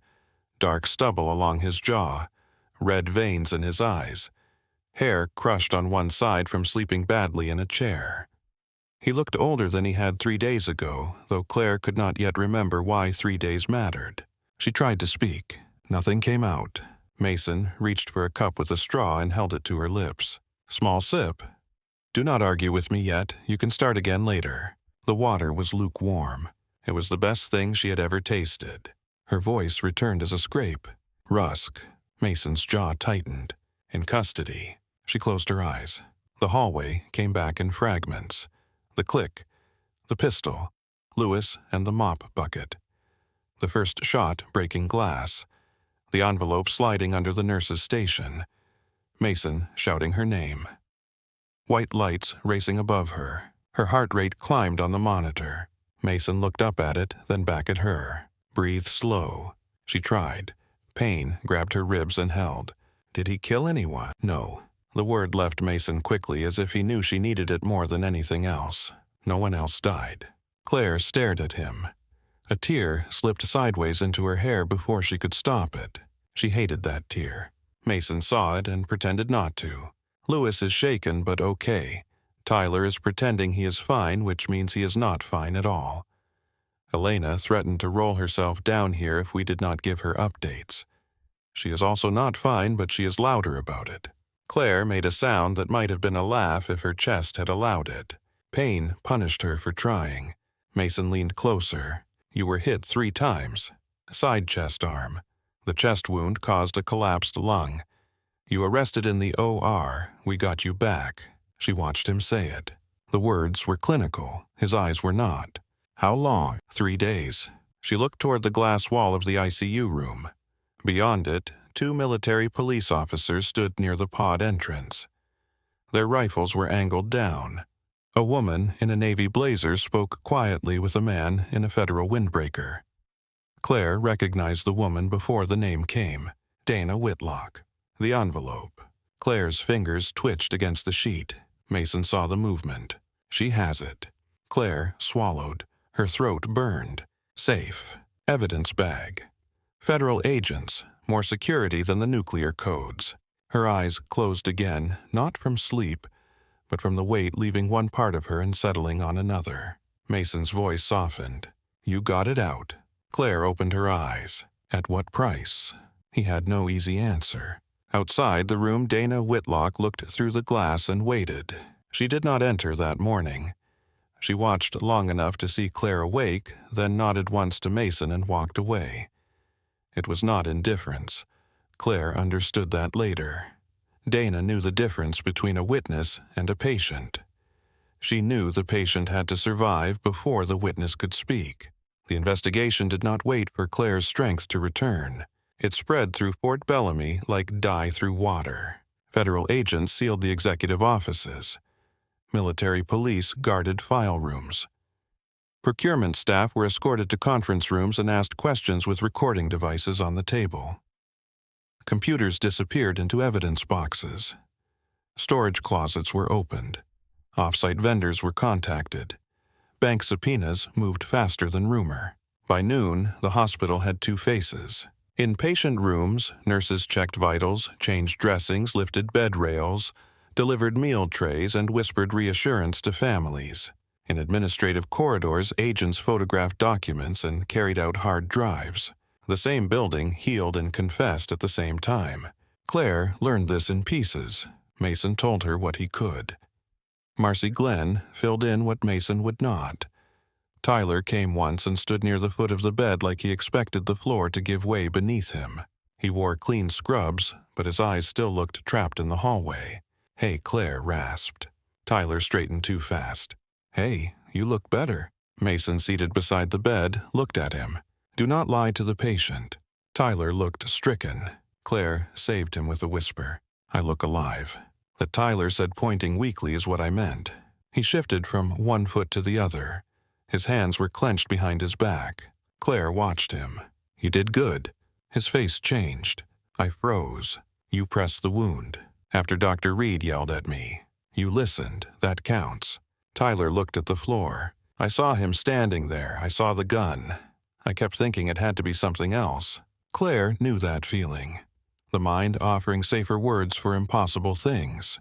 Pager, phone, clipboard, anything but gun. Tyler cleared his throat. Agent Whitlock asked me about the invoice. I told her everything I remembered. I did not make it sound smart. Truth does not need polish. He nodded, but his eyes filled. I should have hit the alarm. I hit it. I should have done something sooner. Claire looked at him until he looked back. Tyler, he walked into a hospital with a gun. That is not on you. He wiped at his face, quickly angry at himself for needing to. From the doorway, Mason looked away, giving him the dignity of not being watched too closely. Tyler managed a small breath. Elena said if you die, she is haunting Rusk first and then you for being dramatic. Claire closed her eyes for a second. Elena always has a plan. She said you owe her a walk down the rehab hall when she gets the leg.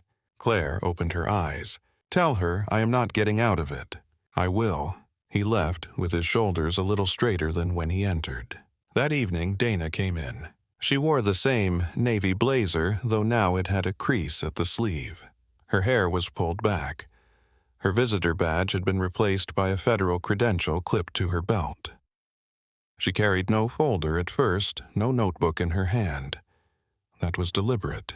Mason rose from the chair. Dana looked at Claire. Do you want him to stay? Claire looked at Mason. He waited for her answer, not assuming it. Yes, she said. Mason sat back down. Dana moved to the side of the bed where Claire did not have to turn her head too far. I'm not here to take a formal statement today. Claire's mouth was dry. Then why are you here? Because people in hospital beds get spoken about as if they are furniture. I thought you might prefer a face and a straight answer. Claire studied her. What did you find? Dana did not soften it. Rusk diverted federal medical funds through at least 4 shell vendors. Patriot Mobility Systems is one. There are 3 others tied to trauma equipment, rural, veteran outreach, and behavioral health access. Mason's expression darkened. Dana continued. The records show inflated invoices, false delivery confirmations, and program completion reports for services that were either delayed, reduced, or never provided. He used reclassification codes to bury the movement inside legitimate procurement categories. Claire listened, each sentence landing in a different place.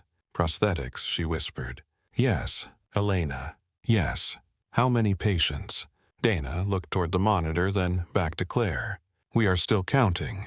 That was worse than a number. Claire turned her eyes to the ceiling tile with the gray mark. I heard him weeks ago. You heard part of a call. I walked away. Dana's voice remained quiet. People freeze around power. That is part of how power protects itself. Claire looked back at her. You sound like you have said that before. I have. Dana pulled a chair closer but did not sit until Claire gave the smallest nod. Rusk did not build this in one night. He used rank, reputation, patriotism, and bureaucracy. He made the theft look like process. He made questions look like disloyalty. That is not something one nurse breaks by overhearing one sentence. But I had the sentence, and then you got the documents. Claire's eyes stung, and then he shot me. Dana held her gaze. And you still made sure the documents reached someone. Mason looked down at his hands. The room grew quiet. Outside, a nurse laughed softly at something near the desk, then lowered her voice. Life did not stop for trauma. Claire had always known that. Now, the knowledge felt cruel and merciful at the same time. Dana finally opened the thin folder she had brought, tucked under one arm. There are going to be many people who want your story. Reporters, command investigators, federal prosecutors, defense attorneys, hospital leadership, what is left of it. You do not owe all of them immediate access to your pain. Claire breathed carefully. But I owe the case. Dana shook her head. You owe yourself survival first. The case can wait until you can speak without bleeding through your bandages. For the first time, Claire almost smiled. That your medical opinion? No. That is what happens when an investigator spends too much time around nurses and learns when to shut up. Mason gave a low sound that might have been approval. Dana stood. One more thing. Claire waited. Colonel Vale is cooperating. Mason looked up sharply. Claire's eyes narrowed. Dana continued. He says he suspected irregularities but did not know the full structure. That may be true. It may be the story he can live with. Either way, he has provided access to command correspondence. Did he warn Rusk? We are looking at that. Claire remembered Vale in the rain cigarette glowing voice carrying across the courtyard. Go home, Nurse Harlan. Not an order, a prayer. Dana watched her face. You know something. He was scared. Of Rusk, Claire swallowed. Or of what Rusk had made him part of. Dana nodded once. That distinction matters. After Dana left, Mason sat in silence for a long time. Claire's eyelids grew heavy. She was almost asleep when he spoke. I should have made you tell me. Her eyes opened slightly. No, I knew something was wrong. So did I. I should have stayed with you. Claire forced her hand to move. Her fingers touched his sleeve. Mason. He leaned closer. You did not fire the gun. His face tightened, as if the words hurt because they were true, and not enough. No, he said. I just keep replaying every minute before it. That is a bad movie. I cannot turn it off. Neither can I. They sat with that. Machines breathed and beeped around them. In the days that followed, Claire's body returned to her like a damaged country after war. Nothing worked without negotiation. Breathing hurt. Sitting up felt like climbing a mountain. Standing, for the first time, made the room tilt and blacken at the edges. A physical therapist with kind eyes and no mercy held a gait belt around her waist and told her to take one more step. Claire hated her. Then she took the step. A tray dropped in the hallway one afternoon, metal striking tile with a sharp crack. Claire flinched so violently the pain made her gasp. Her hand flew to her chest. Her pulse jumped on the monitor. The nurse beside her placed both hands on the bed rail. Claire, you are in ICU. You are safe. Claire nodded, but her body did not believe language yet. That night she woke choking on the memory of the hallway. Mason was there again, asleep badly in the chair. He came awake as soon as she moved. Claire. She tried to sit up. Pain stopped her. Panic kept going. I heard it. What? The click. He stood and came beside her. No gun, no hallway. Look at me. She stared past him, breath shallow and too fast. My body did not get the memo. His expression broke for half a second. Then he reached for the chair and dragged it close. Then we tell it again. He did not touch her until she reached for his hand. They sat that way until the monitor slowed. Outside the hospital, Rusk's story became a public battlefield. News crews lined the entrance. Commentators called him a fallen hero, a disgraced administrator, a decorated surgeon under impossible pressure, a predator in a white coat. Old footage of him in uniform ran beside still images of police lights across Fort Bellamy's glass facade. Claire's name appeared before she had spoken a single word to the press. Senior trauma nurse shot after uncovering military hospital scandal. Hero nurse survives attack by Fort Bellamy director. Whistleblower in scrubs. Claire saw one headline on a muted television in the corner of her room and asked for the screen to be turned off. A photograph from a staff charity event began circulating. Claire, in dress clothes she barely remembered wearing, smiling stiffly beside a donation banner. Strangers wrote about her courage, her trauma, her motives, her face, her profession, her supposed politics. They did it with the confidence of people who had never cleaned blood from under their own fingernails. Mason found her staring at the blank television screen after one nurse had turned it off. Do you want me to block the news on that thing? No. You sure? I do not want them to have to protect me from my own story. He stood beside the bed. They are stealing pieces of it. Claire looked toward the window. They can have the pieces they understand. The rest is not for them. By the second week, Assistant United States Attorney Rachel Monroe arrived. She was not what Claire expected. No dramatic entrance. No sharp suit meant to frighten witnesses. Rachel wore a plain charcoal jacket and carried a legal pad with a blue cover. Her hair was cut at her shoulders, practical and neat. Her face had the composed tiredness of someone who spent her days deciding how much suffering could fit into evidence. Dana came with her. Mason stayed because Claire asked him to. Rachel sat only after introducing herself and asking permission. I am leading the prosecution team, she said. The charges will include attempted murder, aggravated assault with a firearm theft of federal medical funds, wire fraud, obstruction, and related procurement offenses. More charges may come if the vendor operators cooperate. Claire absorbed the list. It sounded too clean. A row of names for something messy and loud. Rachel seemed to understand. Legal language never sounds like what happened. No, Claire said, it does not. Rachel's pen rested still against the pad. I want to be very clear. You are a victim in this case. You are also an important witness. Those roles can collide. My job is not to make that collision painless. I cannot. My job is to make sure you are not blindsided. Claire liked her more for not pretending. Rachel continued. The defense is shaping a mental breakdown narrative. Decorated physician, operational pressure, post-deployment trauma, institutional stress. They will try to separate the shooting from the fraud. They will say one was a tragic collapse and the other was complex accounting misunderstood by investigators. Mason's mouth hardened. Rachel glanced at him, then back to Claire. They may also attack your memory. Blood loss, shock, medication, trauma. They may ask why you did not report the phone call immediately. They may imply you wanted attention after the shooting. Claire laughed once. It hurt enough to stop her. Attention. Rachel's eyes did not soften, but her voice did. I have seen defense teams do worse with less. Claire looked at Dana. Dana's face confirmed it. Rachel said, "You can refuse to testify voluntarily. There are ways to proceed without forcing you through it. We have documents. We have Dana's analysis. We have Tyler, Lewis, Mason, security alerts, ballistics, Rusk's digital approvals. But it is stronger if I testify." Yes.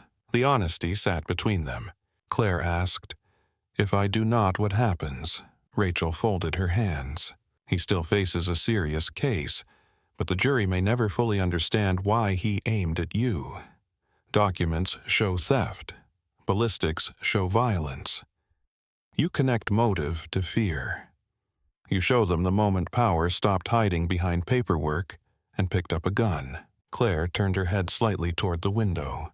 Beyond the glass, the flags at the entrance moved in a hard wind. She could not see them clearly from the ICU, but she knew where they were. She had walked beneath them for years. Service, sacrifice, care. He does not get to hide behind service, Claire said. Rachel did not interrupt. Claire looked back. I will testify. Mason shut his eyes. Dana lowered her gaze for a moment, not in relief exactly, but respect. Rachel nodded once. Then we prepare carefully. On your pace, as much as the court allows. The trial began 6 months later in the United States District Court in Richmond. By then, Claire could walk without assistance, though cold weather pulled at the scar along her side. Her chest ached when she climbed stairs too quickly. Loud, metallic sounds still moved through her before thought could stop them. She had learned to breathe through it, learned to plant her feet, learned to name the room she was in, not the hallway she remembered. The morning of the first day, she entered through a side door away from the cameras. Mason walked on one side of her. Dana walked on the other. Rachel Monroe met them inside security with a file tucked under her arm and 2 federal marshals nearby. The courthouse smelled of floor polish, old wood, and wet coats. It reminded Claire of the executive wing at Fort Bellamy, which she did not appreciate. They passed through a metal detector. The machine beeped when it caught the small clasp on Claire's medical compression garment beneath her blouse. The marshal apologized before scanning her again. Claire nodded. She was tired of people apologizing for things that were not the wound. The courtroom was smaller than television had promised. Wooden benches, counsel tables, the judge's bench raised at the far end, a seal on the wall, fluorescent light softened by high windows. The jury box sat to the side, empty for the moment. Rusk was already at the defense table. Claire saw him before she meant to. Dark suit, white shirt, no tie pin, no medals, no hospital coat. His hair was neatly combed, but thinner than she remembered. His face had lost weight. The public warmth was gone, and without it, he looked less like a leader than a man waiting for a door to close. He looked up. Their eyes met. Claire expected fear, anger, apology, something. What she saw was calculation. Even now, especially now. She sat behind the prosecution table and looked away, first not because she had lost, but because she refused to give him the room inside her head. Opening statements began after the jury was seated. Rachel Monroe rose for the government. She did not pace. She did not perform outrage. She stood still and let the facts sharpen themselves. Fort Bellamy Military Medical Center was built on trust, she said. Trust from service members. Trust from families. Trust from taxpayers. Trust from patients who believed that when a record said care had been funded, that care existed. The evidence will show that Dr. Calvin Rusk used that trust as cover.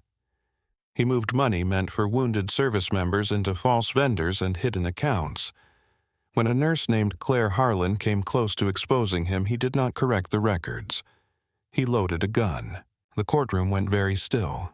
Rachel turned slightly toward the jury. You will see documents. You will hear from investigators. You will hear from patients whose care was delayed while reports falsely marked it complete. And you will hear from the nurse who carried copies of those records in her jacket when Dr. Rusk shot her in a hospital hallway. The defense attorney, Martin Keller, rose after her. He was polished, silver-haired, gentle-voiced. The kind of lawyer who could accuse someone of lying while sounding sorry for the inconvenience.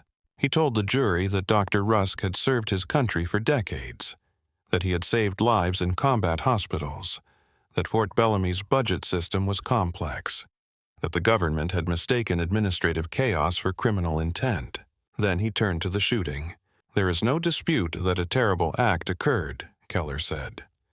Dr. Rusk accepts responsibility for the tragedy of that night. But the evidence will show a man under extraordinary psychological strain, isolated, untreated, and collapsing under pressures few of us can imagine. This case is not a simple story of villain and victim.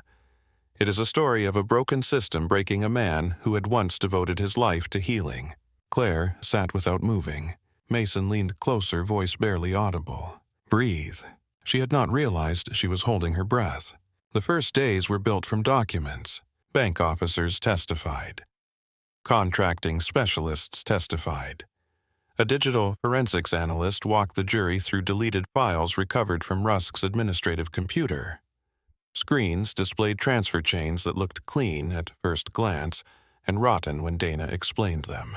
Patriot Mobility Systems had no manufacturing facility. Harbor Line Medical Logistics had no warehouse. Blue Ridge Community Care had no clinic. Valor Behavioral Access had no licensed therapists, no patient records, no staff beyond a rented mailbox and a bank account. The money had moved anyway. Dana took the stand on the fourth day. She wore the navy blazer. Claire wondered if it was the same one from the cafeteria. Dana swore the oath and sat with her hands folded, calm as a drawn line.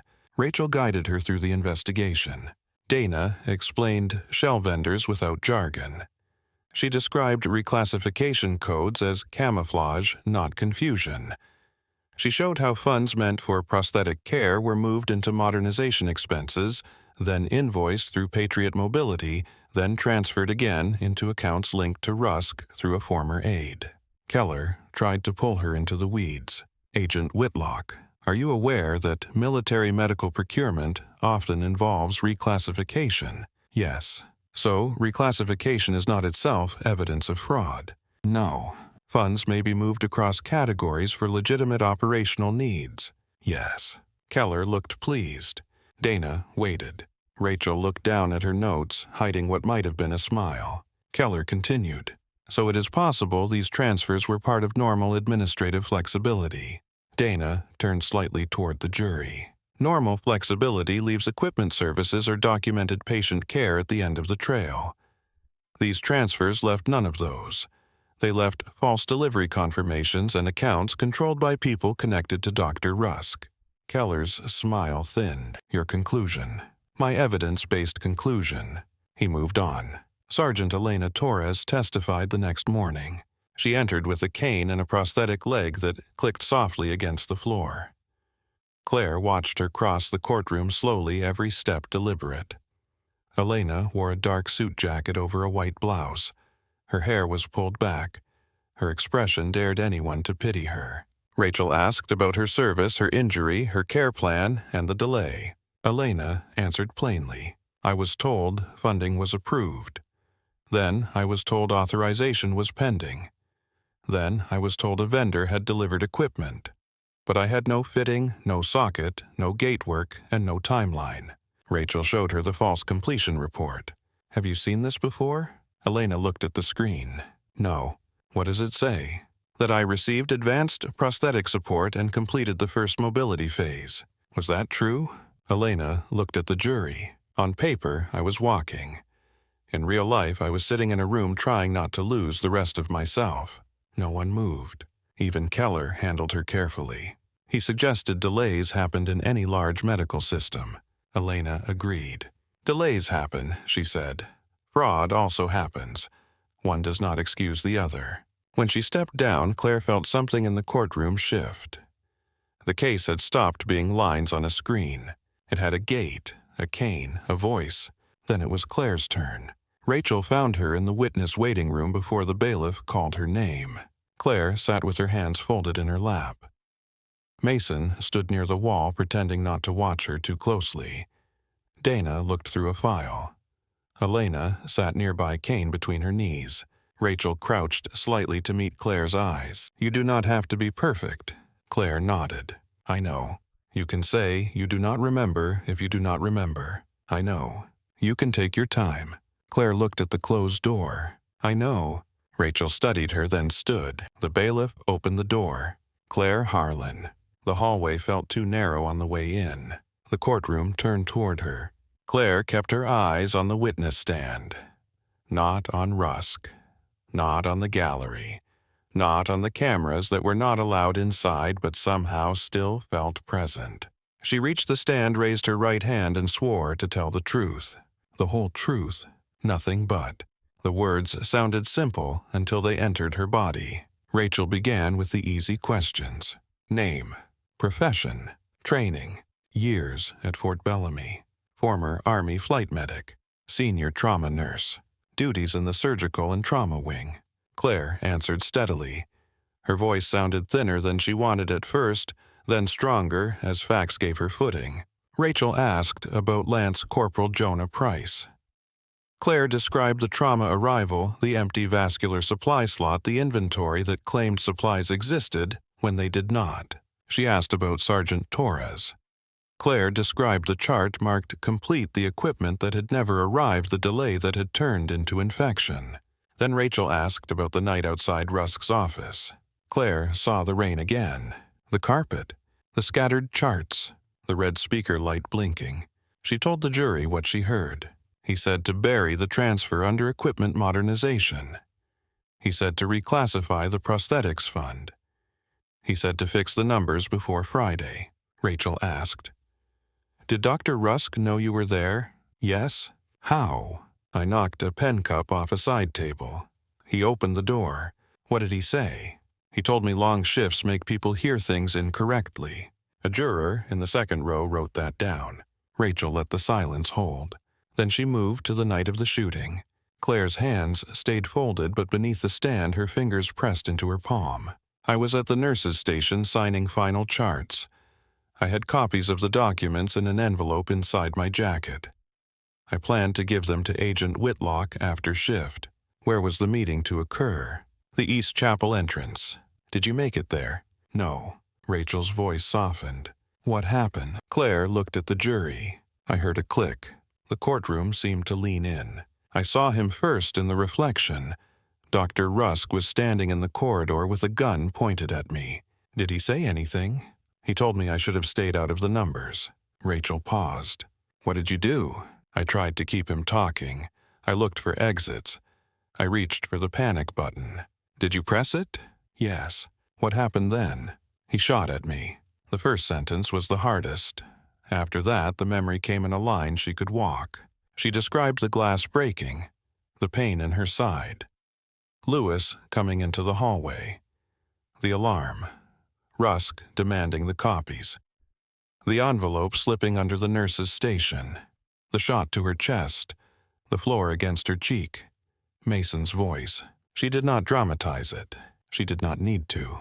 Rachel asked, "Why did you push the envelope under the station?" Claire's throat tightened. "Because if he took it, there might not be another copy outside his control." "What did you believe he wanted?" "The documents."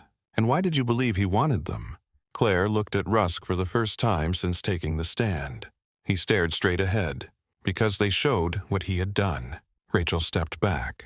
"In your opinion, why did Dr. Rusk shoot you?" Keller stood. "Objection calls for speculation." Rachel turned. Your Honor, the witness may testify to her perception of the defendant's statements and conduct in context. The judge considered, then nodded. Limited to her perception. Overruled. Rachel looked back at Claire. Claire breathed in carefully. At first, after I woke up, I kept asking myself, why me? I was a nurse. I did not control money. I did not sign contracts. I did not have power. She looked at the jury. But that was the point.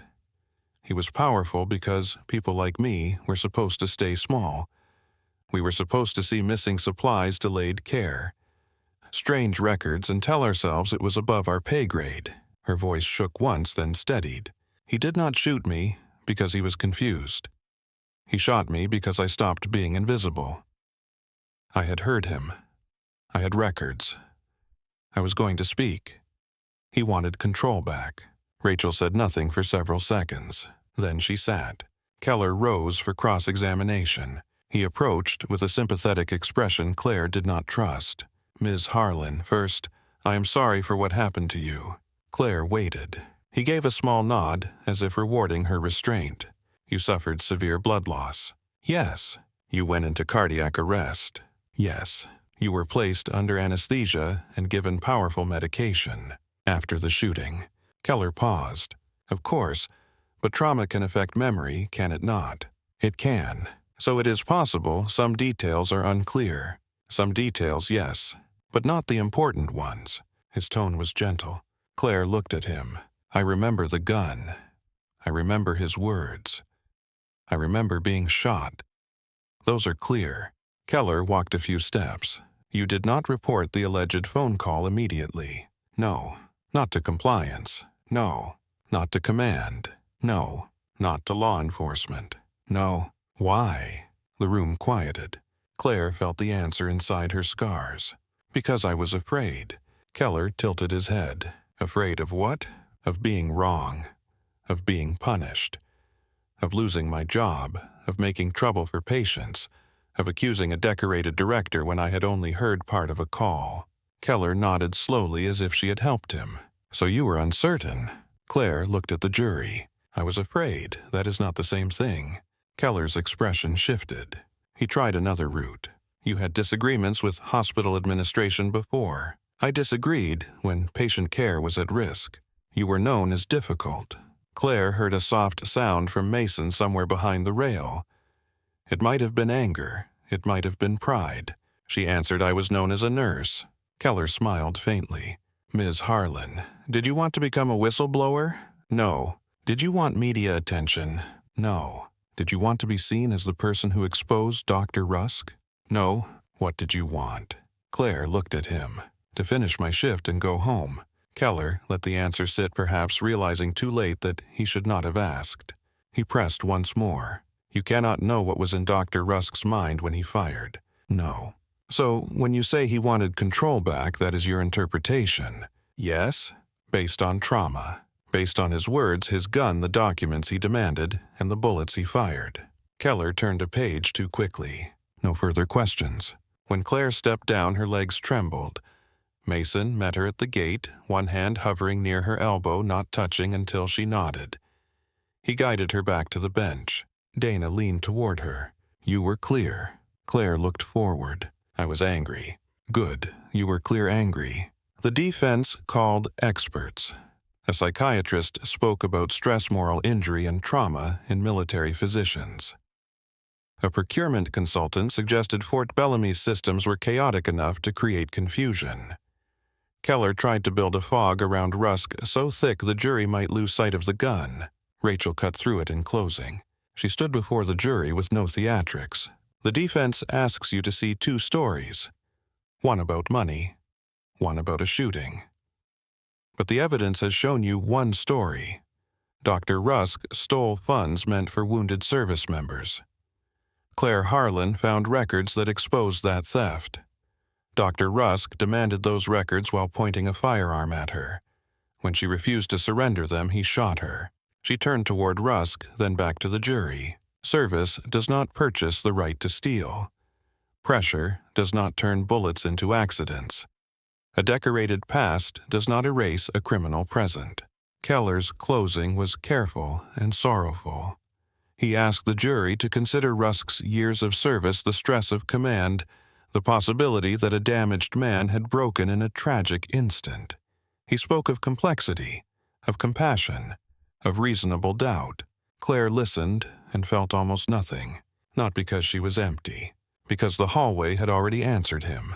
The jury deliberated for 11 hours. The waiting room outside the courtroom had beige walls, bad coffee, and chairs designed by someone who believed discomfort built character. Mason paced until Rachel told him he was making the marshals nervous. Elena sat with her cane across her lap and played a word game on her phone with violent focus. Dana stood near the window reading messages and sending short replies. Claire sat still. At hour 7, Mason dropped into the chair beside her. "You okay?" "No." "Fair." She looked at the closed courtroom doors. What if they believe him? Mason exhaled. "Then I will find a way to respect the legal process after I am done putting my fist through a vending machine." Claire looked at him. "You are a surgeon. I know where the important bones are." For the first time that day, she smiled. At hour 11, the bailiff opened the door. "They have a verdict." The courtroom filled quickly. Rusk stood when the jury entered. Claire watched him from the row behind Rachel. He looked thinner than he had that morning. Or maybe she was finally seeing the space around him without the title filling it. The foreperson, a middle-aged man with tired eyes, handed the form to the clerk. The judge reviewed it. Then the clerk read, "On count 1 attempted murder of Claire Harlan, guilty." A sound moved through the gallery and was silenced by the judge's look. Claire felt Mason's hand close around hers. On count 2 aggravated assault with a firearm, guilty. Rusk stared at the table. On count 3 theft of federal medical funds, guilty. Dana's expression did not change. On count 4 wire fraud, guilty. Elena closed her eyes. On count 5 obstruction of justice, guilty. Guilty. Guilty. Guilty. The words did not heal anything. They did not remove scars. They did not return the lost months to Elena. They did not erase the sound of the click from Claire's body. They did not make Fort Bellamy clean again, but they named the wound. Rusk sat slowly. His attorney placed a hand near his arm, but Rusk did not seem to notice. His glasses slipped from his face as he bent forward. They struck the table, bounced once, and fell to the floor. One lens cracked on the tile. For a moment, the sound pulled Claire back to the hallway. Metal. Glass. Impact. She pressed her feet flat against the floor and breathed until the courtroom returned. Afterward, the courthouse steps were crowded despite the rain. Federal marshals cleared a path. Cameras flashed behind barricades. Reporters called her name. Mason's name, Dana's name, Rusk's name, as if shouting could pull meaning out of anyone who had survived the day. Claire kept walking until one question cut through the rest. "Ms. Harlan, do you feel justice was served?" She stopped. Mason stopped beside her. Rachel looked back from the car. Dana stood a few feet away watching. Claire turned toward the cameras. Rain dotted her coat. The courthouse columns rose behind her, pale and hard against the gray sky.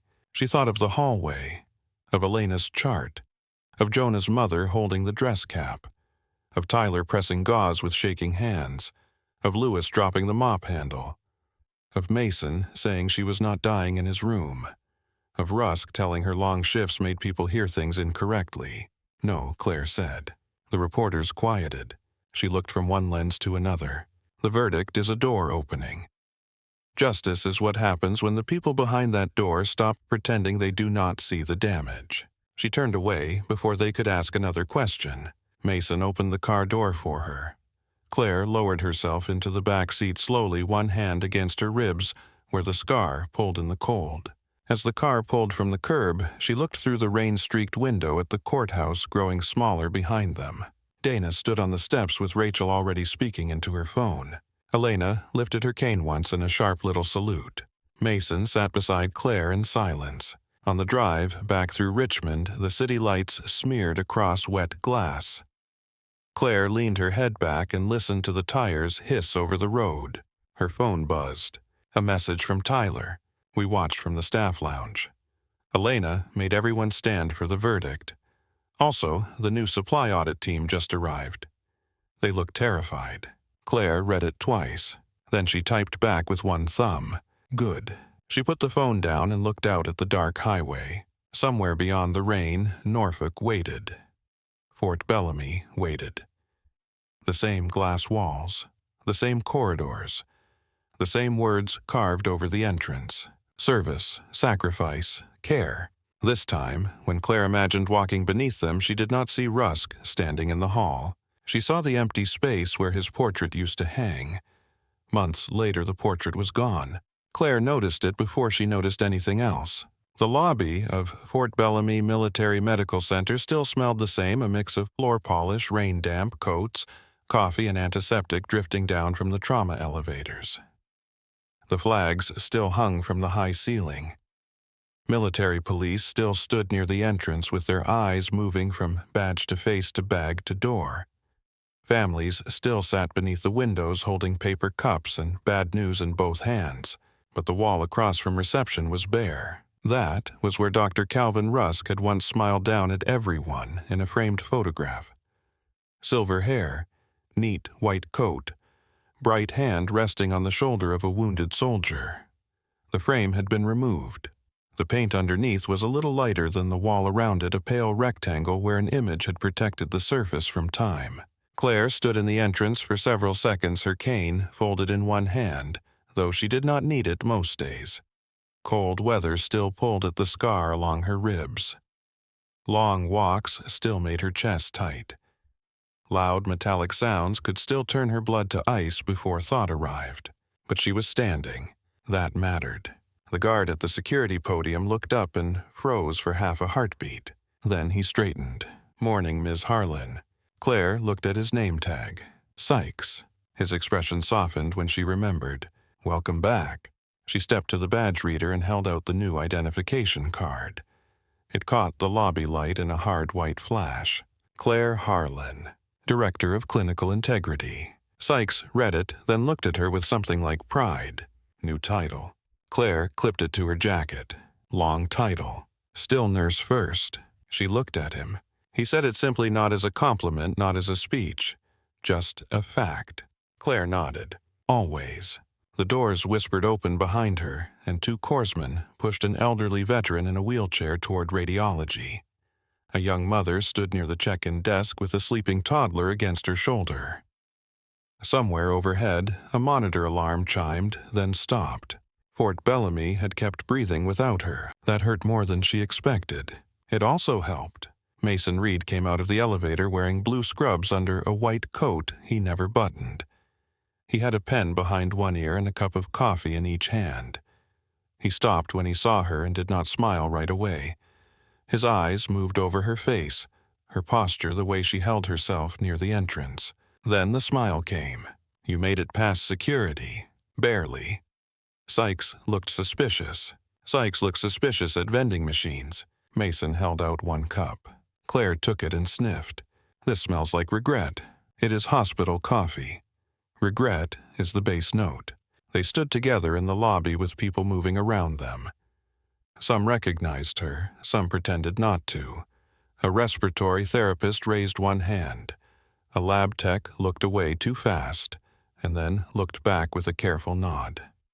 Near the gift shop, Tyler Briggs stood frozen with a stack of charts hugged to his chest. Claire saw him and lifted her coffee slightly. Tyler exhaled like someone had turned his lungs back on. He raised the charts in return. Mason followed her gaze. "He has been practicing casual all morning. He is terrible at it. He knows." Claire looked up at the bare wall again. Mason's voice softened. "They took it down the week after the verdict." "Good. You ready?" "No." He accepted that. They walked towards the elevators.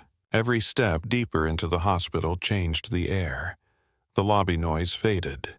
The controlled rhythm of the clinical floors took over. Carts moving. Shoes over tile. Voices low but urgent. The smell of disinfectant stronger now. The elevator doors opened to the third floor, and Claire's hand tightened around the coffee cup. Mason saw it but said nothing. The surgical corridor waited to the left. She could have gone right. Her new office was right. Administration had given her a room with a window, a desk too large for its purpose, and a chair that looked designed for meetings rather than people. Everyone would have understood if she went there first. Claire turned left. The hallway had been repaired. The shattered frame was gone. The wall had been repainted. The nurse's station counter had been replaced. The floor tiles where her blood had spread were new, the shade close but not exact. Claire knew the difference at once. The new tiles reflected the overhead lights too cleanly. She stopped at the edge of the corridor. For a moment, sound left the world.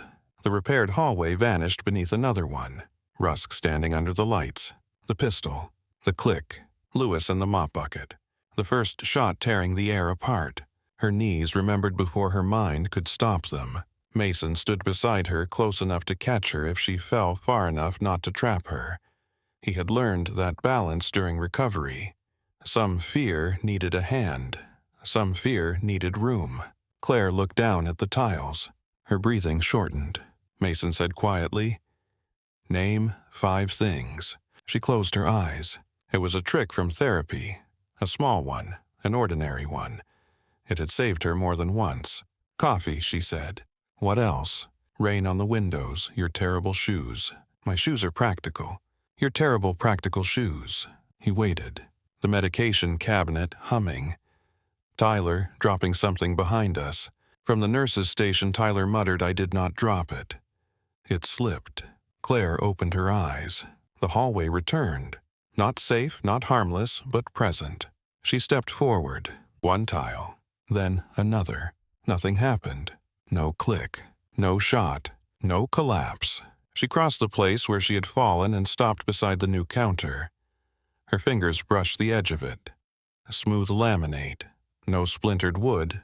No blood. A small brass plaque had been mounted on the wall nearby. She had argued against it. The board had pretended to listen, then installed it anyway. The Harlan corridor. For courage, integrity, and those who speak before silence becomes harm.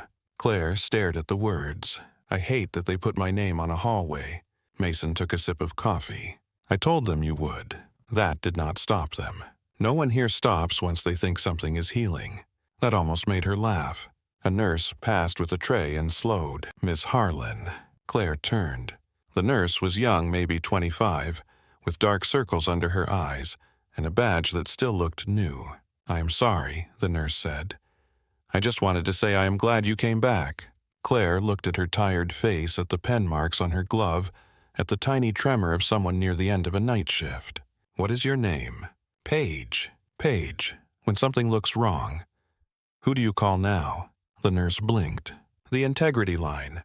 Or my supervisor, or your office. And if your supervisor tells you to drop it." Paige stood a little straighter. "Your office." Claire nodded. "Then I am glad I came back too." The first weeks were not triumphant. They were fluorescent and difficult. Claire spent mornings in conference rooms with people who spoke in policies because feelings made them nervous. She spent afternoons in break rooms with nurses who spoke in fragments because trust had not yet grown back. She listened more than she talked. That surprised some people. The board had expected speeches. The media had expected a crusader. Certain administrators had expected revenge. Claire wanted systems. She wanted doors that opened when staff knocked. She wanted supply records that matched shelves. She wanted patient care grants tracked in language families could read. She wanted no single director, commander, or donor to be able to bury a question beneath rank.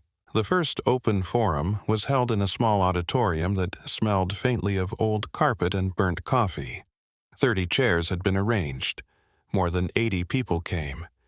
Nurses stood along the walls. Residents sat on the floor.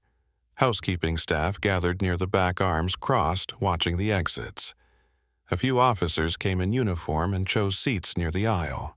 Claire stood at the front with no podium. Podiums reminded her too much of men like Rusk. She looked at the room. No one spoke. For 10 minutes, no one spoke. The silence grew restless. People shifted. Someone coughed. A pager vibrated. The hospital kept moving beyond the walls, indifferent to courage. Then Tyler raised his hand.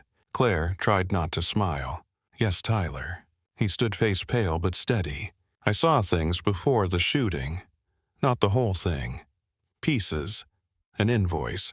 People asking questions they should not have known to ask. I thought because I was new, I was probably misunderstanding it. He looked around the room. I think a lot of people here have been trained to confuse being quiet with being professional. A murmur moved through the chairs. Tyler swallowed. I do not want to do that anymore. For a few seconds, nobody moved. Then a woman from rehabilitation stood. We reported missing equipment twice. A supply tech near the wall lifted his hand. I was told not to email inventory concerns. Only verbal reports. A housekeeper named Lewis, still thinner than before, spoke from the back. I saw people use service elevators after hours with locked carts. I thought it was above my job. Claire listened. She wrote nothing at first. Some truths needed to be heard before they were captured. Afterward, the work became less quiet. The hospital created an outside reporting line that bypassed Fort Bellamy command. Procurement above a set amount required 2 approvals from separate departments. Grant funding for veteran care was placed on a public dashboard, updated weekly. Every delayed prosthetic fitting, every canceled therapy session, every missing supply item had to carry a reason attached to a name. Names changed behavior. Not perfectly. Nothing did. Colonel Henry Vale testified before a federal oversight panel and retired before the season changed. 2 vendor operators pleaded guilty. Another administrator resigned rather than answer questions under oath. Dana Whitlock came and went from Fort Bellamy with files under her arm, always looking like she had slept less than she should and seen more than she wanted. One afternoon, Claire found Dana in the cafeteria staring at a cup of coffee she had not touched. That machine still commits crimes, Claire said. Dana looked up. Some institutions resist reform. Claire sat across from her. How many hospitals? Dana understood the question. 7 under review. 2 already showing similar patterns. Not as severe as Fort Bellamy, but familiar enough. Claire looked toward the windows. So Rusk was not unique. No. Dana's voice was quiet. He was just the one who fired a gun. The words settled between them. Claire watched a young corpsman help an old veteran open a packet of crackers. Across the room, Tyler laughed at something Paige said near the coffee machine. Ordinary life as stubborn as grass through concrete. Good, Claire said. Dana studied her. Good. If there are more, find them. Dana's mouth almost moved into a smile. That is the plan. By winter, Sergeant Elena Torres walked into the rehabilitation gym on a new prosthetic leg. Claire stood near the doorway with her arms folded, pretending she had come only to check on staffing. Elena saw her immediately. Do not start. I did not say anything. You have the face. What face?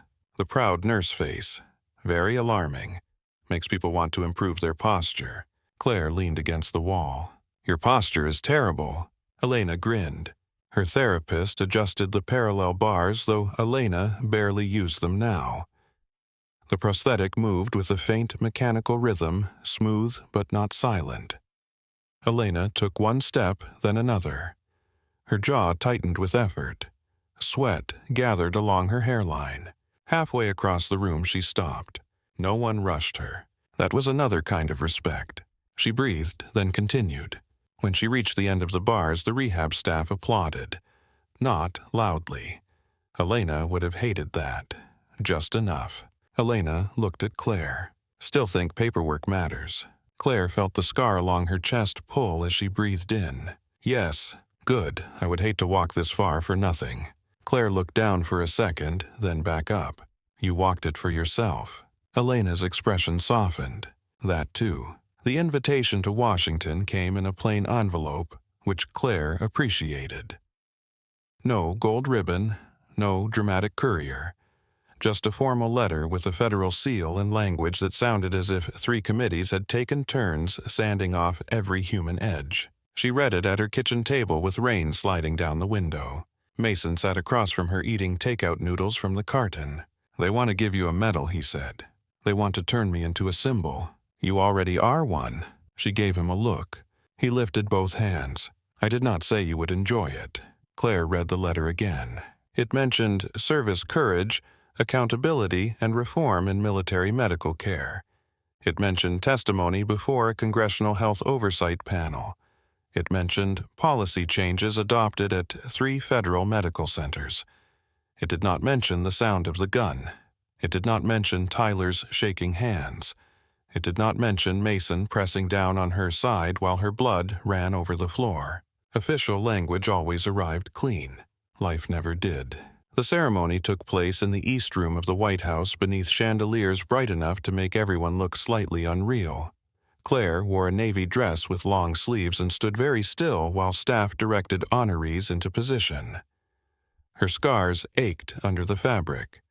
Not badly, enough to remind her they had come too.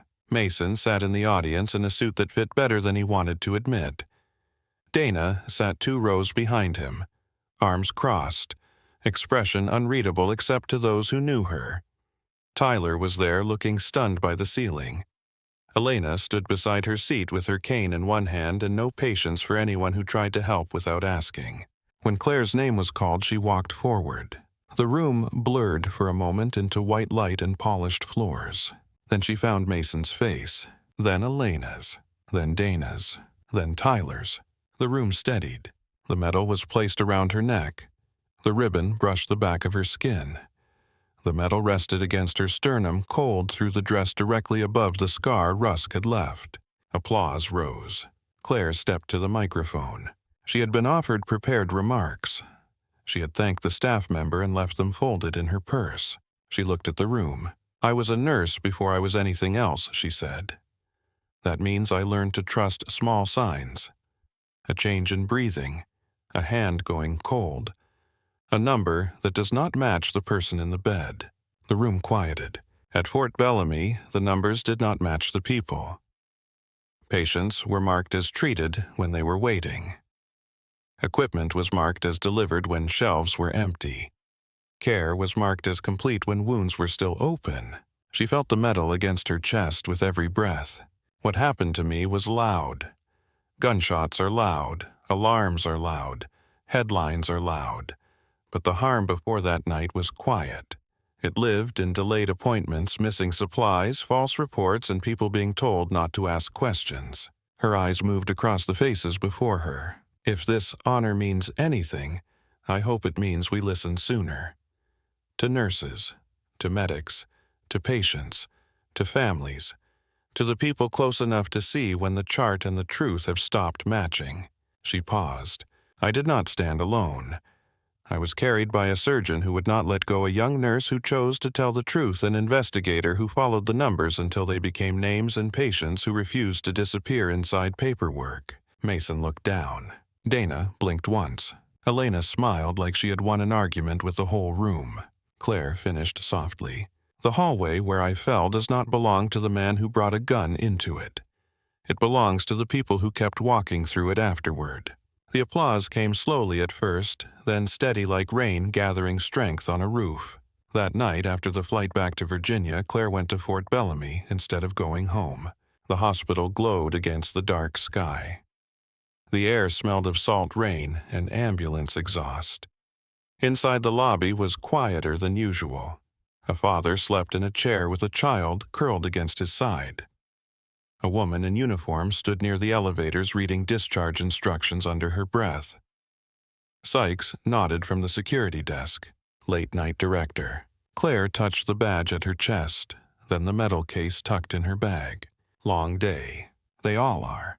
She smiled faintly. They are. She took the elevator to the 3rd floor. The surgical corridor was bright and still.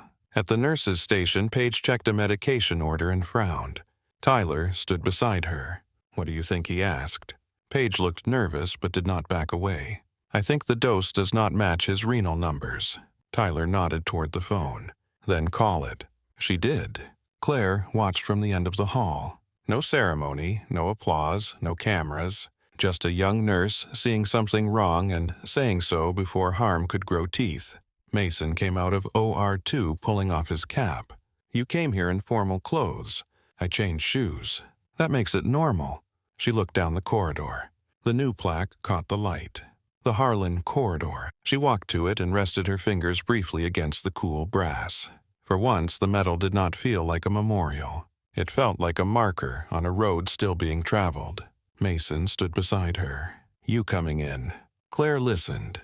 Monitors beeped behind closed doors. Wheels rolled softly over tile. Somewhere, someone laughed and was hushed. The hospital breathed around her, imperfect and alive. She stepped past the plaque. "Yeah," she said, "I am coming in." Together, they walked down the hallway. No gunshot followed. No body fell. Only footsteps moved over the clean white floor steady beneath the lights carrying the work forward.